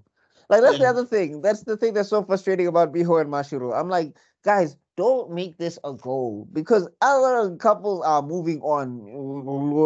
Luna, you are just. It's like that video where they show this couple that got married. They never even kissed. The only first kiss they had was when they got married. It looked like the most awkward kiss I've ever seen in my entire life. Like two fishes. You know that picture of two fishes that like trying to bite each other. Oh, that's which couple are you referring to? There was a couple that made it, but just years ago, where they basically spent their entire lives without any physical contact. Up until they got married, and then they like, you may now kiss the bride. That kiss looked so awkward and bad. I was like, if from seeing that kiss alone, I was like, if I ever were to have kids, I'd sit my son down. Like, kids, sex before marriage is a no-no. You hear me? But at least learn how to kiss. But You better make out like it's going out of fashion. Come on, don't want to. Hey, dog, there's this couple. There's another one of this couple that they kissed for like 10 minutes, dog, non-stop, because they've never done it. Oh please! There was a whole YouTube video where two gay guys were making out for an hour. Yeah, because even the pastors were like, yo, I know we say we must kiss the bride, but yalla, going in. Guy, you may not kiss. Okay, you can stop. Oh wow, so romantic. First it's Yeah. then You know when and then- someone clears then Then, oh, this is One, Yeah. But dog, I still say to this day, nothing is as creepy as the thirst that Magneto had for Rogue, dog, during that dance scene in X-Men 97. that is another episode for another day. Anyway, Kai! what's this? Moving on. The Yeah. Night Elves gave me chakra at that moment. Oh hell no! But anyway, what's this? Yeah, with that thing, like he takes her on a ride or what? Like I always thought it was gonna be Fukuda and Aoki, simply because of like when they had that whole thing when he helped her save her manga. I thought because they were gonna do a whole opposites attract type thing. I mean, I don't mind Hiromaru, but I was more Team Fukuda personally. Ugh. Listen to me, I'm like a teenage high school girl. I'm Team Jacob. Anyway, yeah. I was more on the Fukuda thing, but you know, it was still cool to see Hiromaru, you know, come out of his shell a little bit more, Yeah. and Yoshida, like, you know, actually reflecting, and he was like, "Dog, I haven't been helping this dude at all. I've been helping my career as an editor because he makes fire Hey, dog, content." that's how I pay the rent. Like I have to motivate this dude, like you know. Yeah. But Yeah, you but can imagine how stressful it is for an editor who has to pay his rent by motivating someone else to get their manga to still Yeah. be in the top 10 or top 5. Yeah. That's crazy. Like that's why he was like he would like that's why editors love editing for Nizuma, because it was just like, Yeah. that guy's fine. It's an easy job. The guy with the afro, dog, his job was so easy, dog. He didn't have to do much. And he was the team leader, so it was so easy to make him the team leader for other editors as well. Yeah. But this guy, is it what's his name again? Yoshida. Yeah, Yoshida. The He editor was also like one of the big guys in those meetings, because he used he was part of those meetings. So Yeah, but those meetings could be tense. Imagine they're talking about your manga. Oh, yes, you are part of the committee, but they're talking about your manga and you're scared because you're like, if they cancel my manga, how will I pay rent? You know? In the rankings and stuff. And that time you have to convince people, like you have to be like, yeah. My guy is in here and my guy is like, this thing is fire, guys. Come on. And then but you know, when you're reading, like I remember when I would be watching or reading it, and they're talking about Ashirogi Moto, and they're talking about how trash that issue was. I'm like, yo, these guys don't know. That sucks as well. Like we're flies on the wall and we're seeing decisions get made, and we're just like, gents, it's Ashirogi Muto will not be serialized, and you're just like. But I also like the part where the editor-in-chief is retiring, and then the other one, the deputy, he was acting all like slick, like I get it, obviously he's gonna be like the new editor-in-chief. Dog, in the manga, he acts all slick, like he's not moved by it. The minute to go to like the bathroom or something, the guy is like in tears, dog, because he's like, yo, I'm finally the editor now. You know? Yeah. That's the thing. Like they really add a lot of dramatics. There's a lot of shonenisms in this thing throughout this thing. Like editors are going head to head. New editors get introduced and they have to go through arcs. Like because there was that new editor with the glasses that came in, that young one. Yeah, we're gonna talk about him. But just to wrap up with Hinamaru. Oh, sorry. Go ahead, Tebello. Oh no, I was about to go into that arc because I was saying no arc better demonstrates the shonenness for this than that following storyline where literally they found the closest thing you could find to an actual villain in the story. Yeah. Yeah, we gotta talk about that. But yeah, just to wrap up with Hinamaru, it was like, yeah, I mean, it was also a nice, wholesome moment and everything. I mean, I don't know how like other people like Aoki. That must have been a very easy in because Hinamaru had no riz at all. Like you Dog, could see, zilch, like absolutely you nothing. can see how Aoki felt immediately for Tagaki because Tagaki, at least he saw somewhat of a smooth operator of some sort, but yeah, he don't like at some stage. Dog was almost naked on on the fair ride or something, Dog. trying to. And I was just like, she must love this nigga. Like, No, but she does because this guy was, even though like he's, I don't know, he's kind of a wimp in a way, but he would do whatever it takes to protect her. You know what I mean? no, I mean when Nakai came around and was acting like a douche, like Hiromaru scored some points. Let me Yeah. say Kazuya because I remember that better because Tekken. But anyway, Kazuya really scored points with me there because he was just like, yeah, you have an issue with her because you want to blame her beauty because you messed up. Yeah. Like, yeah, so yeah. But then when Nakai cries and then and then Kazuya cries, I was like, Kazuya, Why? you are being way too nice to this guy. I am sorry. He's like the main character of Demon Slayer. You know when he's killing the demons, and then when the demons are crying, he's like, "Ah, dog, I'm sorry I had to No, kill you." You know what I mean? no, but like the Like, demons, at least the demons there have like a sad backstory. We've seen the backstory of Nakai. Dog wanted to get into manga and then wanted to date a woman who was not interested in him, and then tried to extort her. And it's just like, yeah. and And then even on when he top, was home, even when he was back home, he was being a douche to his mom. Like he was just yeah. chilling, not even cleaning. Like, yo, Nakai, Hey, really? And the other thing was like, dog, you can come back from this. Like Nakai shoots himself in the foot and then just over and doesn't want over to take again. the L. I'm saying he doesn't want to take the L and just move on and apologize. And I know that like, and that's like a common thing where if you do something bad, let me say, and it's not a crime or whatever, as long as you apologize and move on and do better, you'll be fine. Like Nakai just sits and wallows forever, and he even gets even bigger than before. And it's just like, dog, are you here for the manga or you? Because you can meet a woman. Like that's not the problem here. Yeah. Like and But like, anyway, yeah, anyway, I'm just saying, Nakai really pissed me off. And I was like, because I was rooting for him also. Like, he was like the older character. He said he's not going to give up on being a mangaka. I was just like, he'll be a great example for like people. when he was introduced as that guy that you need to look up to, dog. It's only when he started meeting Aoki that things really got messed up. You sound like Tyra Banks in that scene. We was rooting for you. We were Yeah, counting on you. I was. I really was. Because I'm saying, like, he represented this thing where he's the old dude amongst all these young dudes, but like, he can still do it. And He it's had just like, it's a nice message to people to know that like your age doesn't determine, like if you're determined, like depending on what type of dream it is, of course if there's physicality involved, but you can still achieve or try to achieve the thing that you're going for or whatever, which is why I love Kaiju number 8. That's another thing that we should talk about sometime or whatever, whenever you guys want to talk about Kaiju number 8, we should. But yeah, oh, anyway, you guys want to point. talk about this, right? This guy. Yes, that's the next guy that we're going to talk about. But anyway, yeah. And Nakai's also involved here. So anyway, good, nice transition. So let's talk about. I think the editor went to the writer and he was like, "We need to introduce a rival for Ashirogi Muto. Enter Toru Nanamin." Yay. Oh my gosh!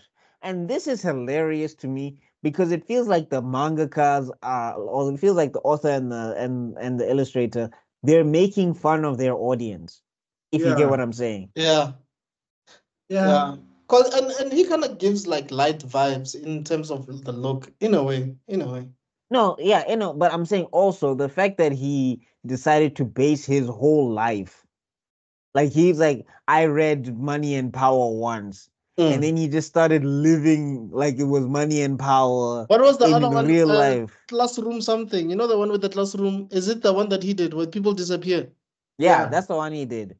But I'm saying, and then he leaked it online. But the thing is, he was just like, if I can buy intelligence, then I will be the greatest mangaka ever. And like, basically, it felt like the writers were making fun of their audience because there's a lot of dudes after Death Note came out, they were like, yo, I am like Yagami. I Yeah. am Akira or whatever, Yeah. or Akira is right. And That it's was just Because like, he was the biggest Ashirogi Muto fan, though. yeah, but I'm saying it's just like when he meets Ashirogi Muto, they're just like, dog, you do understand that this is Fiction, manga. right? It's like, this is not real. This is not real. Like, And then he just, hey, shame. but also it shows you. I think it's like, for me, it's as if like it was foreshadowing of what's happening with Marvel and DC now, where you are doing everything that other people are telling you to do. Hey, we need John Krasinski in this thing as Mr. Fantastic. Okay, put John Krasinski in and make him Can Mr. you Fantastic. can you take Charles Xavier's disgustingly, horrifyingly looking older twin sister and make her look like a hot young lady? You know, Okay, just cool. like make, Let's do just it. like you know what? Just take the ancient one and just get a different actress. Can Deadpool and Wolverine team up now? Yes, finally, let's do it. Let's make a movie about it. You Yeah. know, what it's like are they teaming about? What are they teaming up about? Don't care. we'll fix it in post. Let's just get Yeah. That's the one. There's the word. So anyway. Can we kill T'Challa because we want to tie him to Chadwick Boseman? Yeah, let's do that. What? So it's Anyway. like this guy. It's like he's doing everything these people are telling him to do. No, and the thing is, you get to see that this thing was doomed from the start because remember, they're not involved, they're not getting paid, they're Mm. literally just there to be there, and it's and just like, they're yeah, not, and something that you're not passionate about is something you will not go over and above for. When you got, I don't care how many people advising. Imagine, I just want you think about it, you viewers. Let's say you want to, you are a doctor or something, and you want to treat this patient, and then you have to treat this patient with 50 other doctors at the same time. But then the worst part is you are the one who has to sign off for the treatments and everything, but you need to wait for the advice of all these other 50 doctors to see the same patient and take care of them. It's going to be a mess. That kind of sounds like a coalition government. Just say.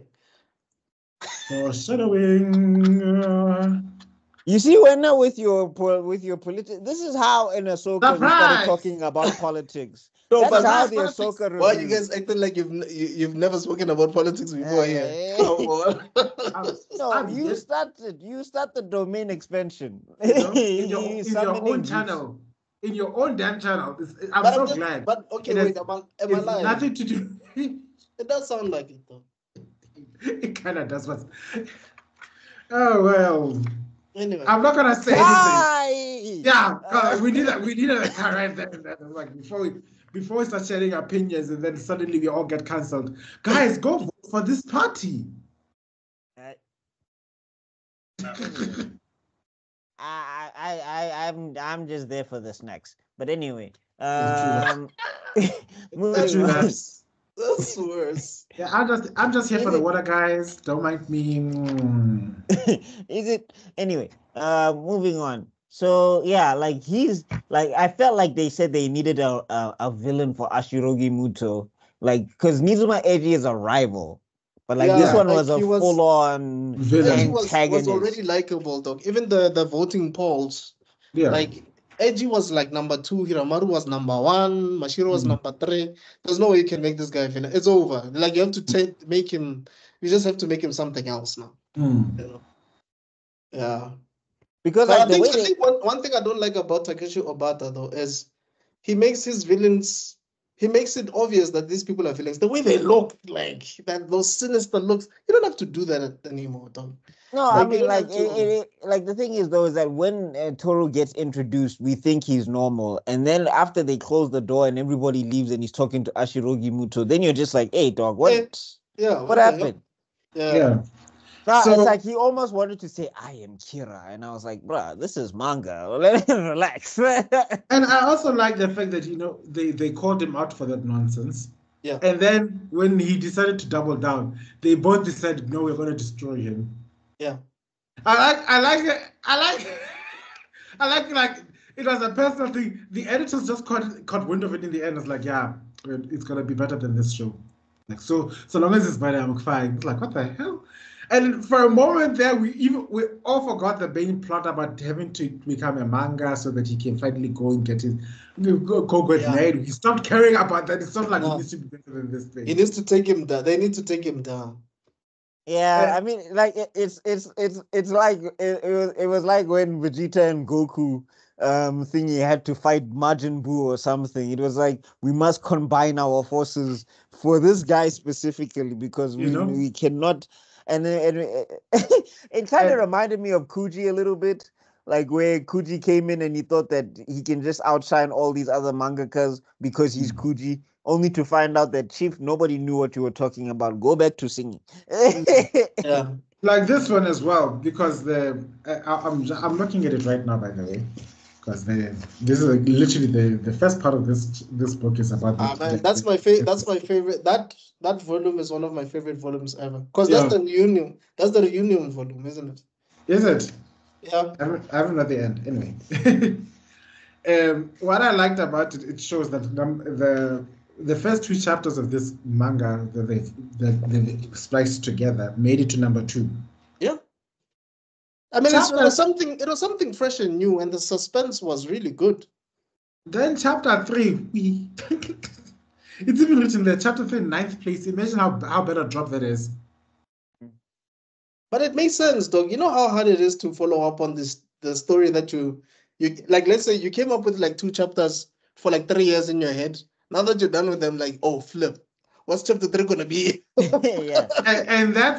And that's why you have an editor, somebody who's in the field, who can do the research, who's gone through who's in the industry, not a panel of 50 people. It's another thing. It's just imagine having a podcast of 50. This feels personal because we don't have editors, but I hear you.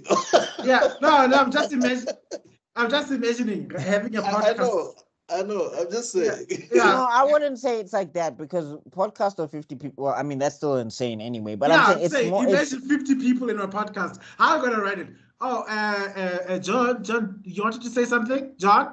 Yeah, no, that's crazy. So what are your thoughts about? I was just talking about our own mangas and stuff, but I do hear what you're saying. No, but like at the same time, right? Like the whole problem with him is that also these people aren't invested in making this thing work. Yes, they are not. They're just commenting. In fact, the moment they realized just how truly bad it's actually performing, they started to. They turned against them. They started to create. It's like, this is too much pressure for me, guys. Yeah. I'm out. No, it wasn't even like pressure. It was just like this guy's even telling us to shut up. He's telling some of us to leave. Like I don't have to sit. I was helping you. Yeah, like you're not the boss of us, dog. Like I was helping you do your job, child. I don't need that. I don't know. Like that's why like I love it when like people on the internet are like, yo, I could write a better story than Masashi Kishimoto, or I could write a better story than Akira Toriyama, or I can do better than Oda. And it's like, try. Do it, please. Let me see. Do 500 chapters every week for 10 years. That's like I'm not saying that they should do a better job. People could do a better job than those guys. But right now, things are looking like many people could do a better job than what's happening in Marvel and DC right now. But that's a topic for another time. No, I'm saying, like, I hate this idea where people want to go in I mean, even with Kubo, where people want to go in retroactively and they'll just be like, yo, I could have added this to the story. And I'm like, yeah, that wouldn't have fly. First of all, you wouldn't have come up with a Bankai concept or Gotei 13 or Shikai and even mention their names and the callings and their power sets, you wouldn't have come up with that stuff. So don't even think. No, like there's a bunch of people who do how Naruto should have ended, and I watched like 2 of those videos, and I'm like, dog, if they did that, you know how much backlash the series would have gotten. Exactly. Like one guy was just like, yeah, no, Sasuke and Naruto should have still been injured, and then their blood comes together, and then Hagoromo like forms from the blood, and that's how he comes as the Sage of Six Paths. And I'm like, you know how much people would fight? Someone said, John Campia was saying something very interesting. I get it. Phantom Menace just came out. There was a re-release, the 25th year re-release. And he was just saying the backlash that this movie got. He was like, can you imagine if George Lucas actually started with Phantom Menace like back in the 70s, and then eventually this character grows up to be Darth Vader? Do you know how pissed off people would be eventually? Like, this kid became this guy that chopped off his kid's hand? That kid? You see, the backlash that he was gonna get had he started with that. So it's like, dog, people are just gonna complain anyway, no matter how you do these No, like this stories. guy at the end of it, he was saying that Sasuke should have like died, and then like they saved Naruto, but like as Sasuke is dying, he's just smiling, and I'm like, you wanted to skip Sasuke versus Naruto Part 2? Do you know? Like, do you know how imagine You were that. looking forward to it. It's also the great. If there's one character who says something that absolutely is gonna happen, it was the Great Torch Sage. That guy, every single prediction he said happened, and he foresaw that he's gonna end up in a battle to the death with the man with a man with red eyes. Who else was he fighting with red eyes? If you pay attention, by the moment they started fighting Madara, his eyes started off red and they ended up becoming renegades. Just to show that those eyes are specifically meant referring to Sasuke. But that is for next week. Let's come back to this topic now. But anyway, the point being is that I'm just saying this also illustrated that just because you're on the internet, it doesn't mean that you know better than the editors and like the mangakas and the authors. It's just like, we can criticize. That's fine. We can criticize, yes, but that doesn't mean you can write a better story. 100%. Like a critic is not in the field. Like as for us who are in the field and everything, when people come and say, okay, your story is not good here, it's not good here, that's one thing. But when you start saying that, I can do a better job, unless you do it, I don't want to hear it. That some people, I agree with your argument 75%. Ne? Because there's a 125% that I will never forgive that I'll say even I could write a better story. And that would be the last 2 seasons of Game of Thrones. Oh God, I couldn't do a better job of that in my sleep. So that's the only time I'll agree with anyone. No, but I'm referring specifically to manga because remember, like the way manga works is that it's like 1 or 2 guys working on this thing, working week to week, crazy deadlines and everything. For 10 years. I agree with that completely. I agree with that from the manga's perspective. Yeah, obviously the pressure, the lies. But like with Western thing is the issue is that one, like it's supposed to be like a collective effort, which is good. But the thing is, if everybody doesn't care about what's in it, then it doesn't matter. Like you can get as many, like you get the Toru situation because it's like a lot of people are there just to pick up a paycheck and bounce. They're not there because they invested in what's happening. Yeah, this arc is basically an allegory for Western, for the current Western media right now. Because and fandom as well. Basically. There's so many people spouting so many opinions in every single stage of development that your original story becomes something completely different. And nobody trusts the other. There's no one who says, okay, this guy is so talented that I will trust whatever crazy thing they do and I will just do whatever it takes to support them. Everyone has a say somewhere. But also, it doesn't mean that we shouldn't be honest and mention when they drop the ball. No, you would be honest because you believe in this person. Yes. You understand what I'm saying? Yeah. If you don't believe them, you will doubt everything they do and you'll criticize every action before it even gets to the final stage. If you believe in this person and say, I can't see this, I don't understand this, it comes from that point of belief. It's very important. In fact, it's vital. But from the perspective of you don't recognize the director as the director or the writer as the writer, or you as like when you start micromanaging now and you're just like, we need to put this in or we need to put that, like for example, you can feel like a lot of Marvel movies are now written by committee. They're not written with story. It's like written by, okay, we need something that's going to sell this toy. We need something that's going to do this. We need to have this much. We need to have 60% of female empowerment, 20% of this. Then there needs to be like 80% of, like we need to hit every, like, that's what I'm saying. Like where manga is superior is they're like, we have our target audience. If these people like it, we good. I'm not trying to capitulate to everybody. Yeah, of course. And that's why the most important part is like, we don't have a tier list. Like, okay, we need to make sure that they've got 2 black women who talk about I forgot the name of that trope that you need to tick off. And then we need to have an LGBT representation somewhere here. And then we need to make sure that that we need to talk about. We need to make sure some relevant issues gonna come out at this point of the movie right here. With manga, it's a story about kicking ass. It's going to be a story about kicking ass. If you want a story about LGBT issues, that's it. If you want a story about LGBT issues, there's a manga about LGBT issues that you can look at. There's a and I'm saying the manga who's writing the LGBT issues, they'll like it if another person comes in that's not part of the demographic that they're trying to target, but they'll never capitulate. The story's never going to shift and change. Whereas with Western media, sometimes it feels like whiplash, where you feel like this series is not like, these are supposed to be in the same series, but I don't understand who you're making this for. I'm not sure who's supposed to be, because at the end, you can't get everybody. You cannot. There are it's impossible. People in this world. You can't make all of them happy. Yeah. But yeah, I think that should be it for that arc. Yeah. Well, anyway, because there's also like a follow-up. I don't think it was covered in the anime, but there's also a follow-up where now he gets old assistants to come in and help him out. Yeah, that's when Nakai shows up. That's when Nakai shows up. Because remember, like, the thing is also, he was trying to get better art because he was doing the art, but like people were like pointing out inconsistencies in his art and everything. So there was that. Well, he was literally drawing like this guy at some point, and people were showing up, like, you need to draw like this guy. And this guy immediately saw like the shading, the mountain, the angles. This kind of looks like Nakai. Yeah. Yeah. And also, like, the other thing was is that, like, what's this? Hey, that glasses editor went through the most.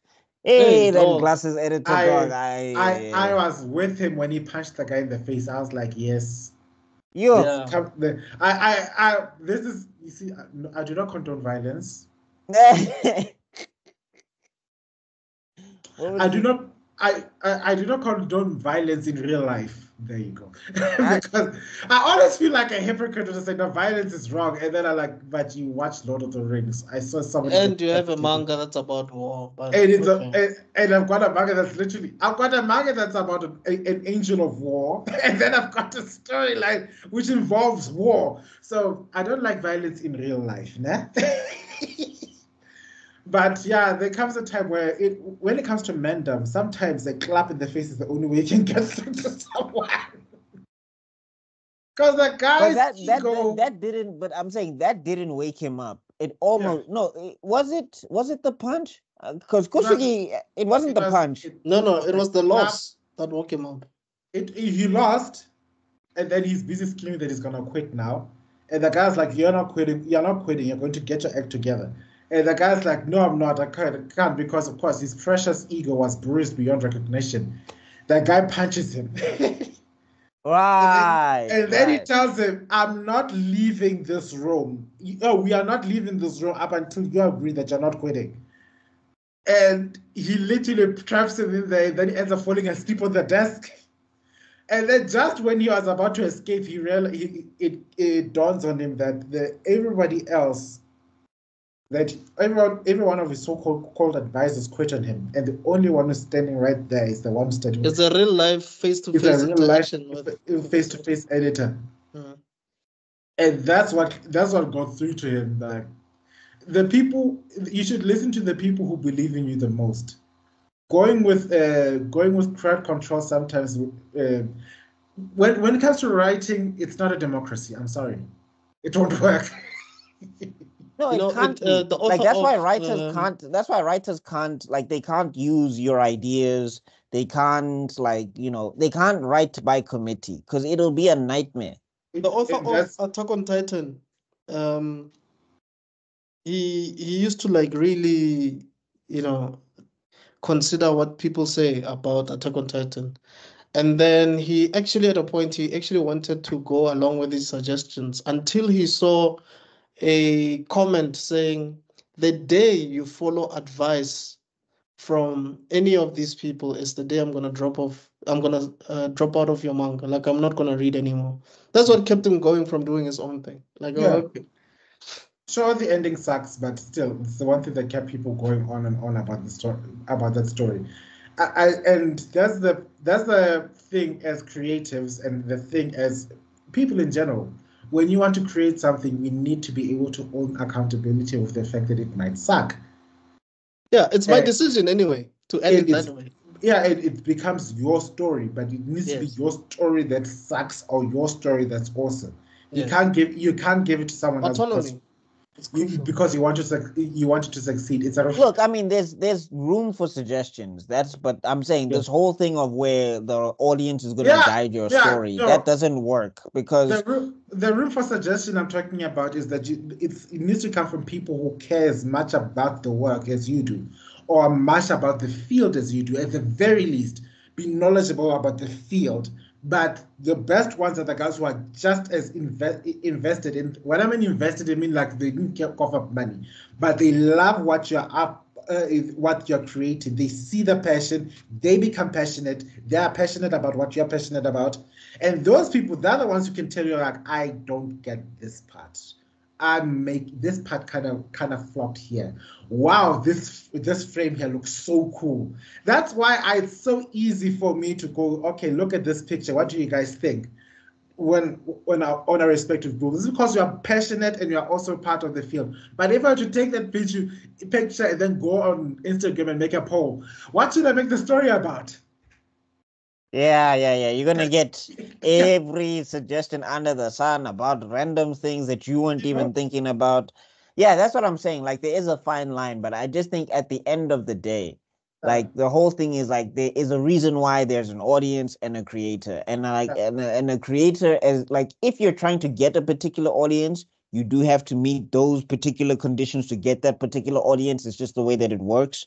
But at the end of the day, you must remember that they're the audience. Like you cannot make them the writers because they'll also be upset because they're just like, no, we're writing the manga, Moose. You're not writing the manga. So what are we doing here?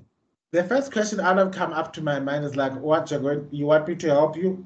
And where's my money? Where's the check? Imagine taking time out of my day to stop doing my work. So that you can get paid. Yeah. Like, so, yeah. I'm so sorry. I mean, he was a great, Toru was a great, commentary on, multiple things. I just think one of the greatest things is he's a commentary on how audiences doesn't mean you're a writer. Like, just because you can pick out flaws in a story doesn't mean that you can write a story. And then also, you enjoy the content doesn't mean you can write a story. That's the same thing. It's like, I think there was also a mini arc of some kids that were trying to do the perfect crime party in real life in the story. That's the arc that comes after this one. Yes, because that was also commentary of what actually happened in real life, where someone killed someone wrote someone's name in a death note, and the person died, only to find out that actually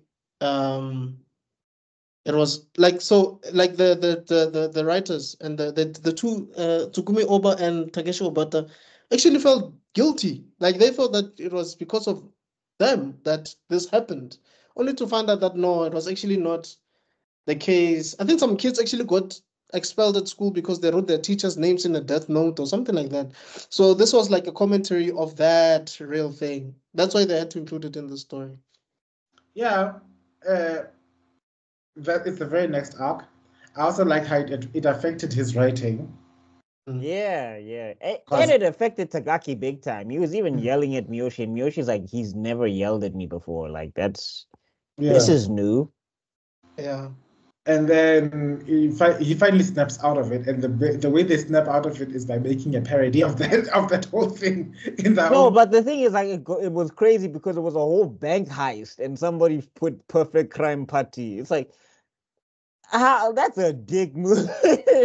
Like you're a fan of mine, but you use my work to commit a crime. Come on. No, it's because it also highlights why the editor flat out told them that this PCP will never become an enemy, because as much as it's very interesting, people are already sending complaints because kids are emulating. They're doing perfect. They're performing perfect crime parties. It was a perfect foreshadowing to what was going to happen in this arc, and that's what I liked about it. It's like they did hint on it from the beginning, and then it culminated to this. But then I like how he got over that the quote unquote writer's block, and it became this big mini. It came to this very neat conclusion. Yeah, because he went and changed it in. I love that interaction with Miyoshi though. Like Miyoshi is so goated as a character. Oh my gosh. And She's I know awesome when though. people That's say that's when how you people say write a female and I know character, when people folks. say that it aged badly because they're just gonna be like, oh, Miyoshi is just there to prop up Takaki. It's like, yeah, side characters do that. Like it's fine. Like, she's not like it's not where she's just been like she's not written like she's part of the scenery. She has a voice. She does speak. Like she does It things. also it implies she's got her own life by the how little she actually appears in the story. But anyway, point You being, understand you understood where I'm coming from, right? yeah, yeah. No, Like I'm it's just not saying. like she doesn't have to appear in every episode because she's like the door she's like a doormat. She appears when it's important to the plot that she appears there, and then it implies that she's got her own life and her own friends and her own circle, and she comes there when things are going crazy, and then she's gone because she's part of the cast in the story. Yeah. And that's for me is a highlight of good writing. When you have to force yourself like, okay, what would this character be doing at this point in time? Oh, this character, she needs to appear. She hasn't appeared in 5 chapters. then That's why I think Toriyama also realized this because it's like you can't always have Bulma everywhere when these guys are fighting. It makes no sense. Rather have her develop like a remote or something for a bomb or I would something. Hi Sakura trying to crush Obito's eye. Hello. also I just wanted to say like I would never forgive Krillin. I'll be going at him for years. I didn't know how long it took to build this damn thing. Hi 18, it's not about you right now. Yeah. I created this weapon so that Hi Marin, how's school? How to shut down these goddamn androids for 24 hours, and my baby was busy crying down the crib at that time. Oh, by the way, did you see Trunks is doing so well in school today? Yeah. Anyway, and then you go ahead and you squash it instead of switching off that robot because because you couldn't get your idea of writing Android Futang. Hell, Android Futang. Don't mind me, Leslie. I'm busy talking to your husband right now. Yeah, I don't involve in this conversation. Right. Go on. Say something. Say something, 18. I will make another remote right now. Say something. Say something to me right now. I want to see how powerful you are. Go on, talk. That's it. Vegeta's in the next room. ready to. Oh my gosh. Vegeta would be so turned on right then. Like the way he's busting out 18, that bitch broke my house. Come on, you're going home. We're going. I'm carrying you home right now. Somewhere another child. That's how they had a second born. Oh god. Wow. Tension. That's how Bra was made, guys. Yes. Side Anyway. note, how is 18 a kid in thingy in Daima? I'm still trying to think of because I'm like, do androids age backwards and forwards? Anyway, never mind. But isn't she like a cyborg? Yeah, I guess I've never heard of this Daima thing. Is it Okay. a bad thing? Kai. What's this? Moving on. Yeah. So then after that, the next arc is what's this? Reversing, no? Yeah, so this is where Miyoshi and them start having problems. Hey, this is where Tagaki fumbled. Right? Because, wasn't it where he was meeting Aoki in the park or whatever? Yeah. Okay. And basically now Miyoshi like rolls up on them and like situations being situations. What's this? It looks like they're hugging. So Miyoshi thinks that Takaki is cheating. She also finds the letter from Iwase where Iwase was confessing. And I was just like, dog, like you didn't throw the book away, my guy. Why is it like it's not his fault, but also he handled it very poorly. Like you get to see that, Takaki's also just a dude because he's just making such dude bro mistakes where he's just like, if I don't talk about this will go away, right? Exactly. Yeah. Put your head into the mountain and never speak of it. That's how it works. But I think he does let her down nicely, like Aoki. if I remember correctly. Oh no! We skipped this arc because this is where he proposes to Miyoshi. Remember, it was That's it season was 2. No? Tanto. Yeah, it was Yeah. Tanto I think times. I think this season, from what I remember, because I was also after the whole studio nonsense, we've got. I think there's also a filler arc where he ends up apologizing to this woman. Who apologizes? The fat guy who gets kicked out into the streets.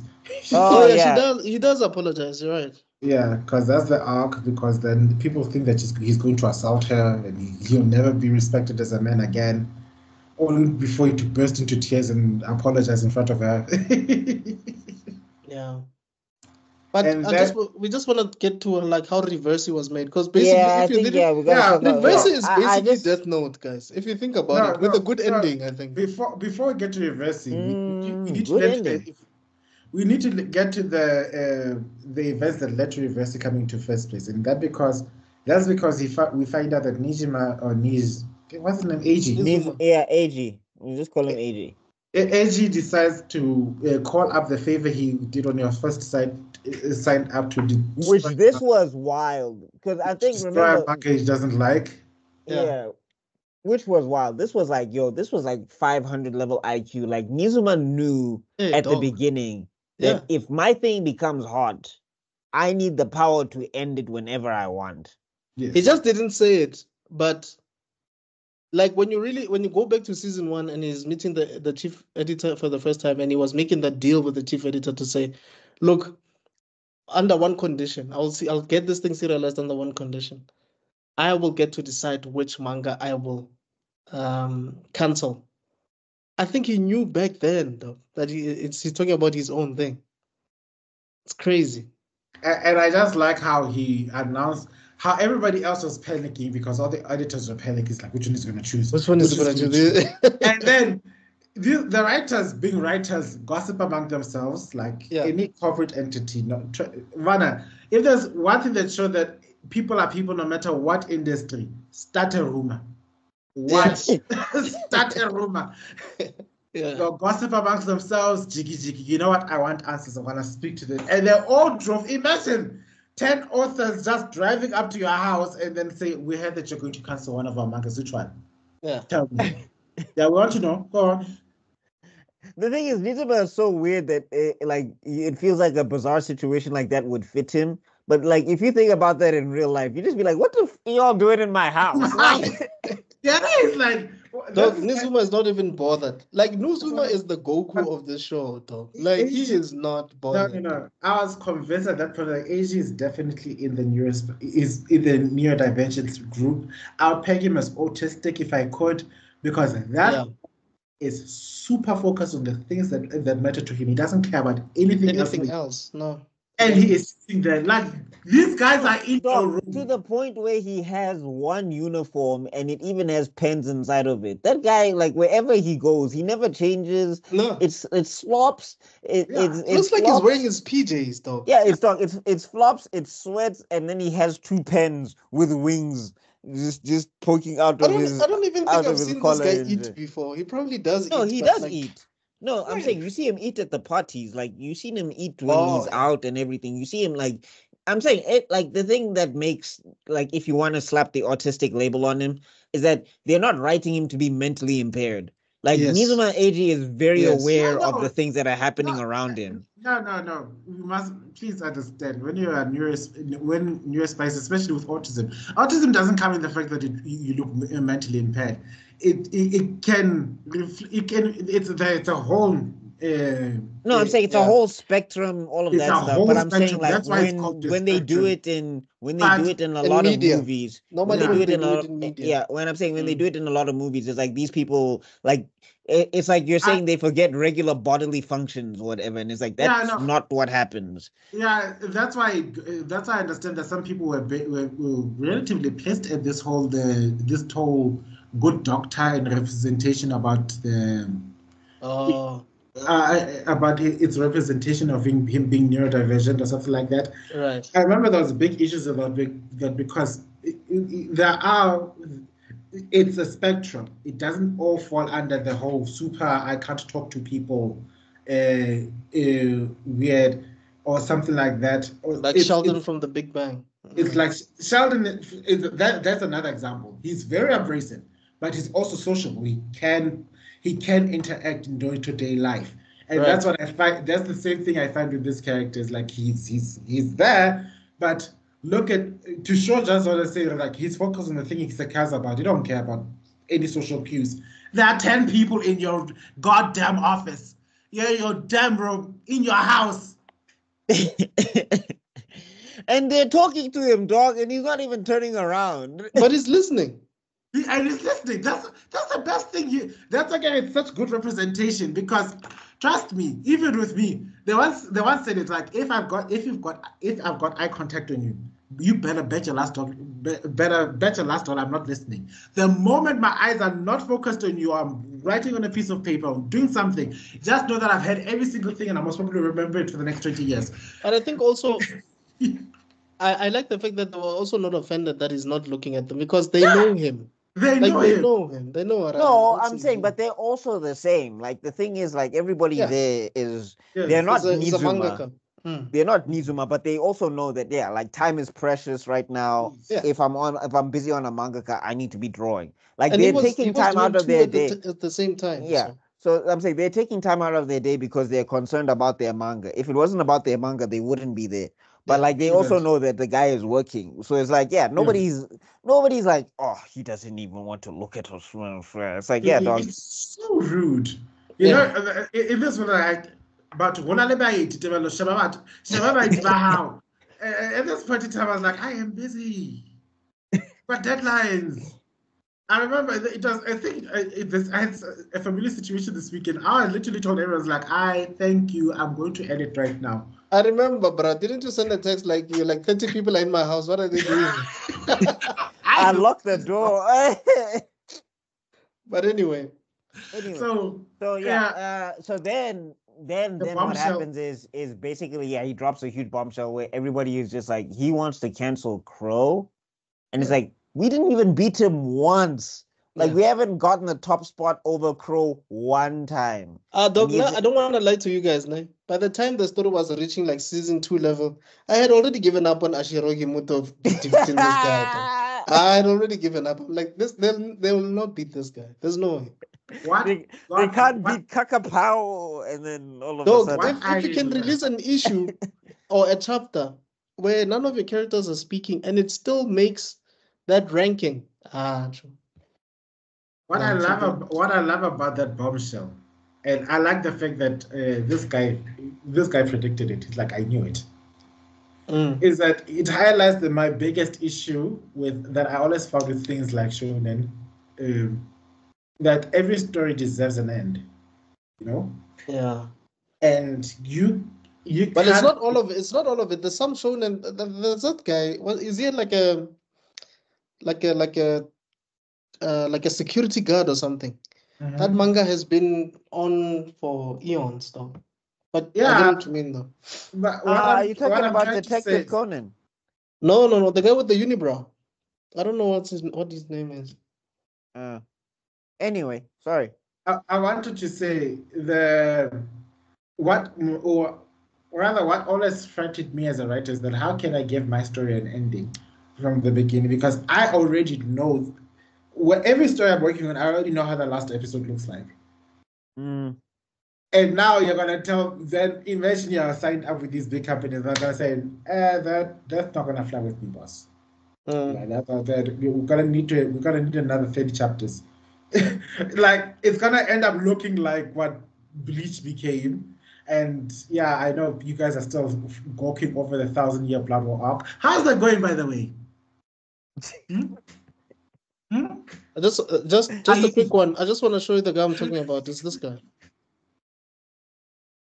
Wow. It says he's the male protagonist anti-hero of the long-running Japanese manga and anime series. Like it's probably one of the longest. It's even longer than One Piece. It's one of the longest ever, dog. Because I think this thing started in, I could be wrong, but I think it started in the 80s.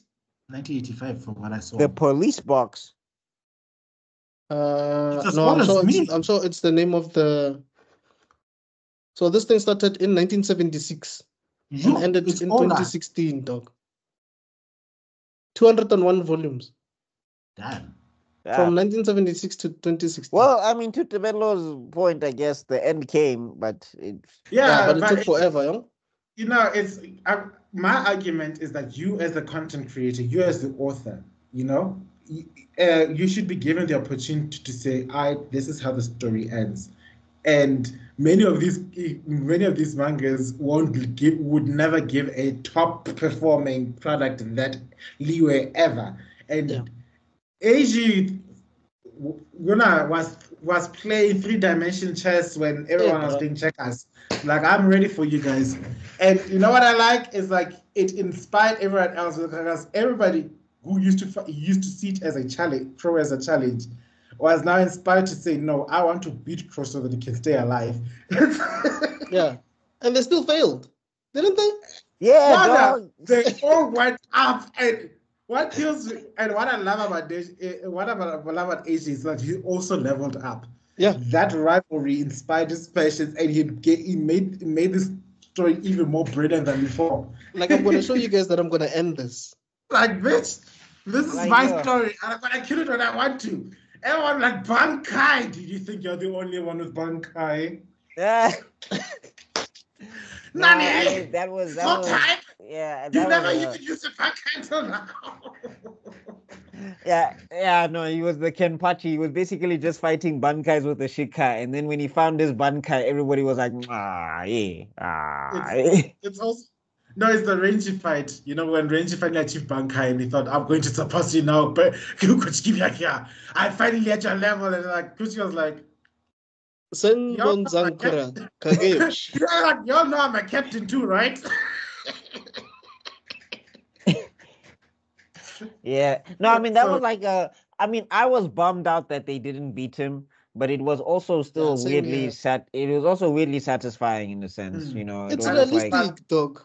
Yes, it's shonen, but nah, fam. But also, I also like the way it brought the entire office together. You know, all these mini cliques and rivalries. They set their differences aside and decided, you know what, we're gonna motivate our people to reach number one. The guy came up with the most convoluted, evil plan to motivate his writers. Like, you're gonna become a Super Saiyan. A super mangaka. It's like just like a Super Saiyan. You have all the looks and all the work ethic. You'll be irresistible to women. And then this guy was like, he fakes a phone call to the cast. Like, if I make it to number one, will you please call me Kuzi-chan? Kuzi-san. Yeah, sure, I'll remember that. Done.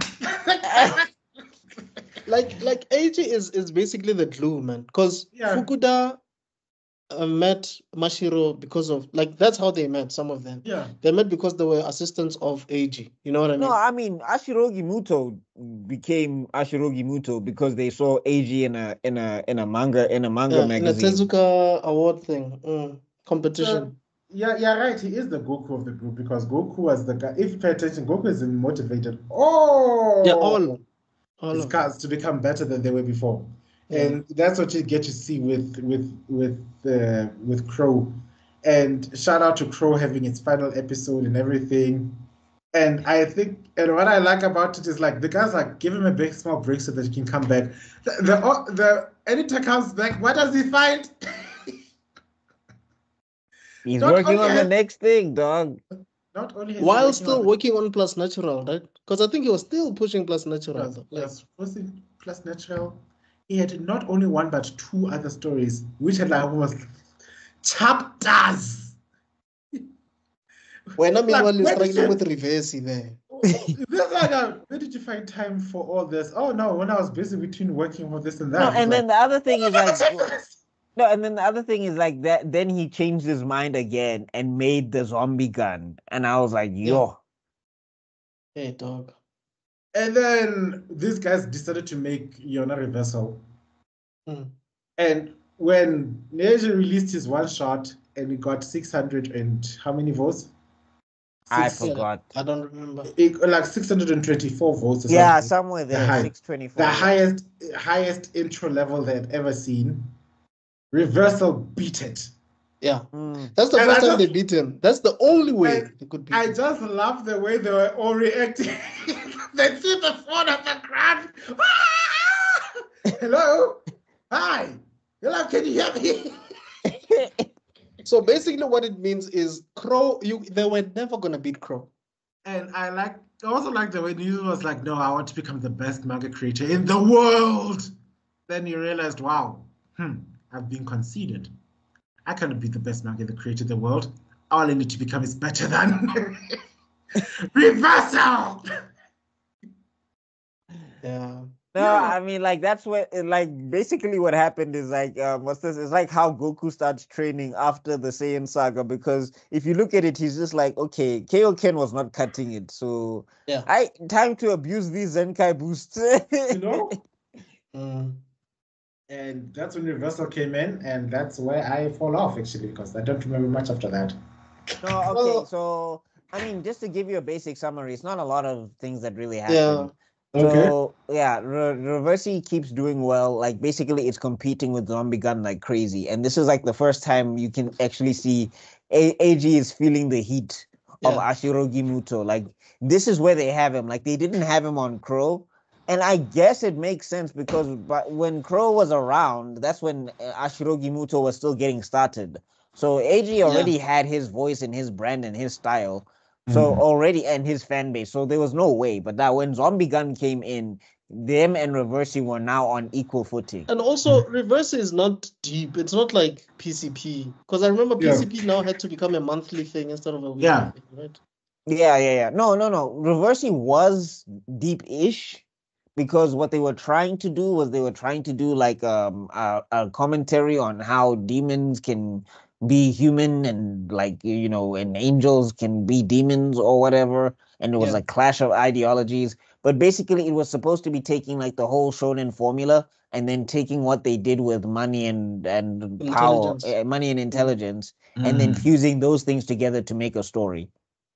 So apparently that non-conventional approach was working really well, but the problem was that Tagaki was running out of story.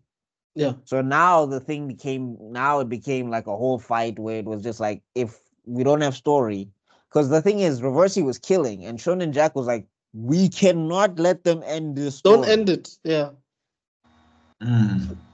So Hattori now was in. Oh, well, shout out to Hattori coming back because that was as I said in the beginning. It was dun dun dun dun. It was like someone should have stepped out of a portal. Dun, dun. Oh, On your left. No. On your left is this different song. Na na na na na na na na. Na na na na na na na na. Basically, yeah, like because when I was like, oh, Hattori is back in the game, boy, let's go. And then and then Hattori hears their thing. I mean, again, like he's very nice to Mashiro because when he hears about Mashiro's dream, he's like, yeah, let's go for it. Nobody's going. Dog, why don't you just like you Just guys are together, talk to aren't her. you? Like, what? Just, No, it's not even just talk to her. She likes you. You like her. What are you doing? Yeah, and Obito, you already have Rin in the bag. Stop trying to doubt yourself. Come on. Kakashi No, was never like, the target. yeah, actually, side note, I feel like if Obito actually took a shot, he would have gotten in. Like I feel like yeah, I think so. Everyone with eyes saw it. I was like, even my friend Boom was like, guy, Rin was all up in Obito's game. Come on, she could see that. What? like it's not like Sakura where she was obviously against Obito in any sense. Like she was always visiting Daman. Like when Daman was alone, she was popping up. It was just like, dog. I don't know. What more hints do you need, my G? I mean, for her to have such attention to detail to your injuries, to know that when you were injured in your arm and you're trying to hide it, and she's the one who saw it. No one else. Minato was there. He didn't see it. She's the one who saw it. Like, stop trying to act all tough around me. I know you're hurt. I was like, guy, that's your wife right there. Come on. Humble. But yeah, getting back to Mashiro, it's just like bro, like this dream of yours. Because the thing is, what I like about this series is they constantly kick this dream in the face until the end, which But I'm saying like they didn't make it when he was 18. They didn't make No. it when he was supposed to be 20 or 21 or whatever. Nope. They Nope. just it kept going, and it was just like the more it kept going, and the more I was like, I just wish you guys understand how ridiculous this thing is. Like, Jesus. It's Right. true love. Because Like what are you gonna say? even What my are you gonna mama say to came what in. are you gonna say Even to your kids? yeah, dog. Like No, your mom and I were sort of like dating since we were in high school, but we only But started we never like met. we that. went on 3 dates basically. You know, I don't know, it's a weird No, I'm conversation saying to have. even her mama was like, "Girl, let this thing go. Like, just go see him. Like, I don't You know know? what you're doing." You Because I know? did this in high school, and there's a chance. Like, I didn't get to see this guy, and like, there's a chance you won't see him. I Like, don't there's wanna a lie, dog. Like after seeing Takaki and Miyoshi getting married, I would have woken up like, whoa, time is flying. bruh. You Like know, when they got an apartment and a house, and it's like this is dog. my wife, and like I was, and even Mashiro was like, I wish Miho was here. Did you call her? Mom, Dad, how did you guys meet? Oh, child, let me tell you. When we first fell in love, we were in high school. But then we never met. Because I because think I was that's supposed why. to become a No, famous we voice sat actor. next to each other for weeks on end, and I tried to ask your mom to talk to me, and then she started crying for some reason. I think that's why at a point Miyoshi really, really lost it. She's like, no, no, guys, you guys need to do. And then Takaki's like, no, let them be. Let them. Let I them was be. team I was team Miyoshi I because I like was the just way like, she snapped. The way she snapped like, you just held hands. I like you could see the woman. She wanted the proper gossip. Like, what did you do? Okay, spill the tea, girl. Tell me everything, and then later, They just fella. held hands. no, I was even looking at it like, Miyoshi, don't ask because you're gonna be disappointed because we were disappointed. Like, oh my god, like they even rode the train together, and it's just like, yeah, we're just gonna sit and blush while next to each other, and it's just like, my G, just talk to her about the story. Especially Ask her after the how her hospital voice acting situation, career is dog. going. Like, Like, At all bets least are kiss on off the after that hospital situation. yeah. at least kiss on the cheek, nyana. You know, But I I'm just not want to asking say, for. I just want to say something. What I like about Ashirogi Muto, the dynamic is, you see, one of them is talking to the editor, Yes. right? The other you can see is more of like a boss to the assistants. Like I feel like Mashiro is more of a boss to the assistants No, than but Tagaki.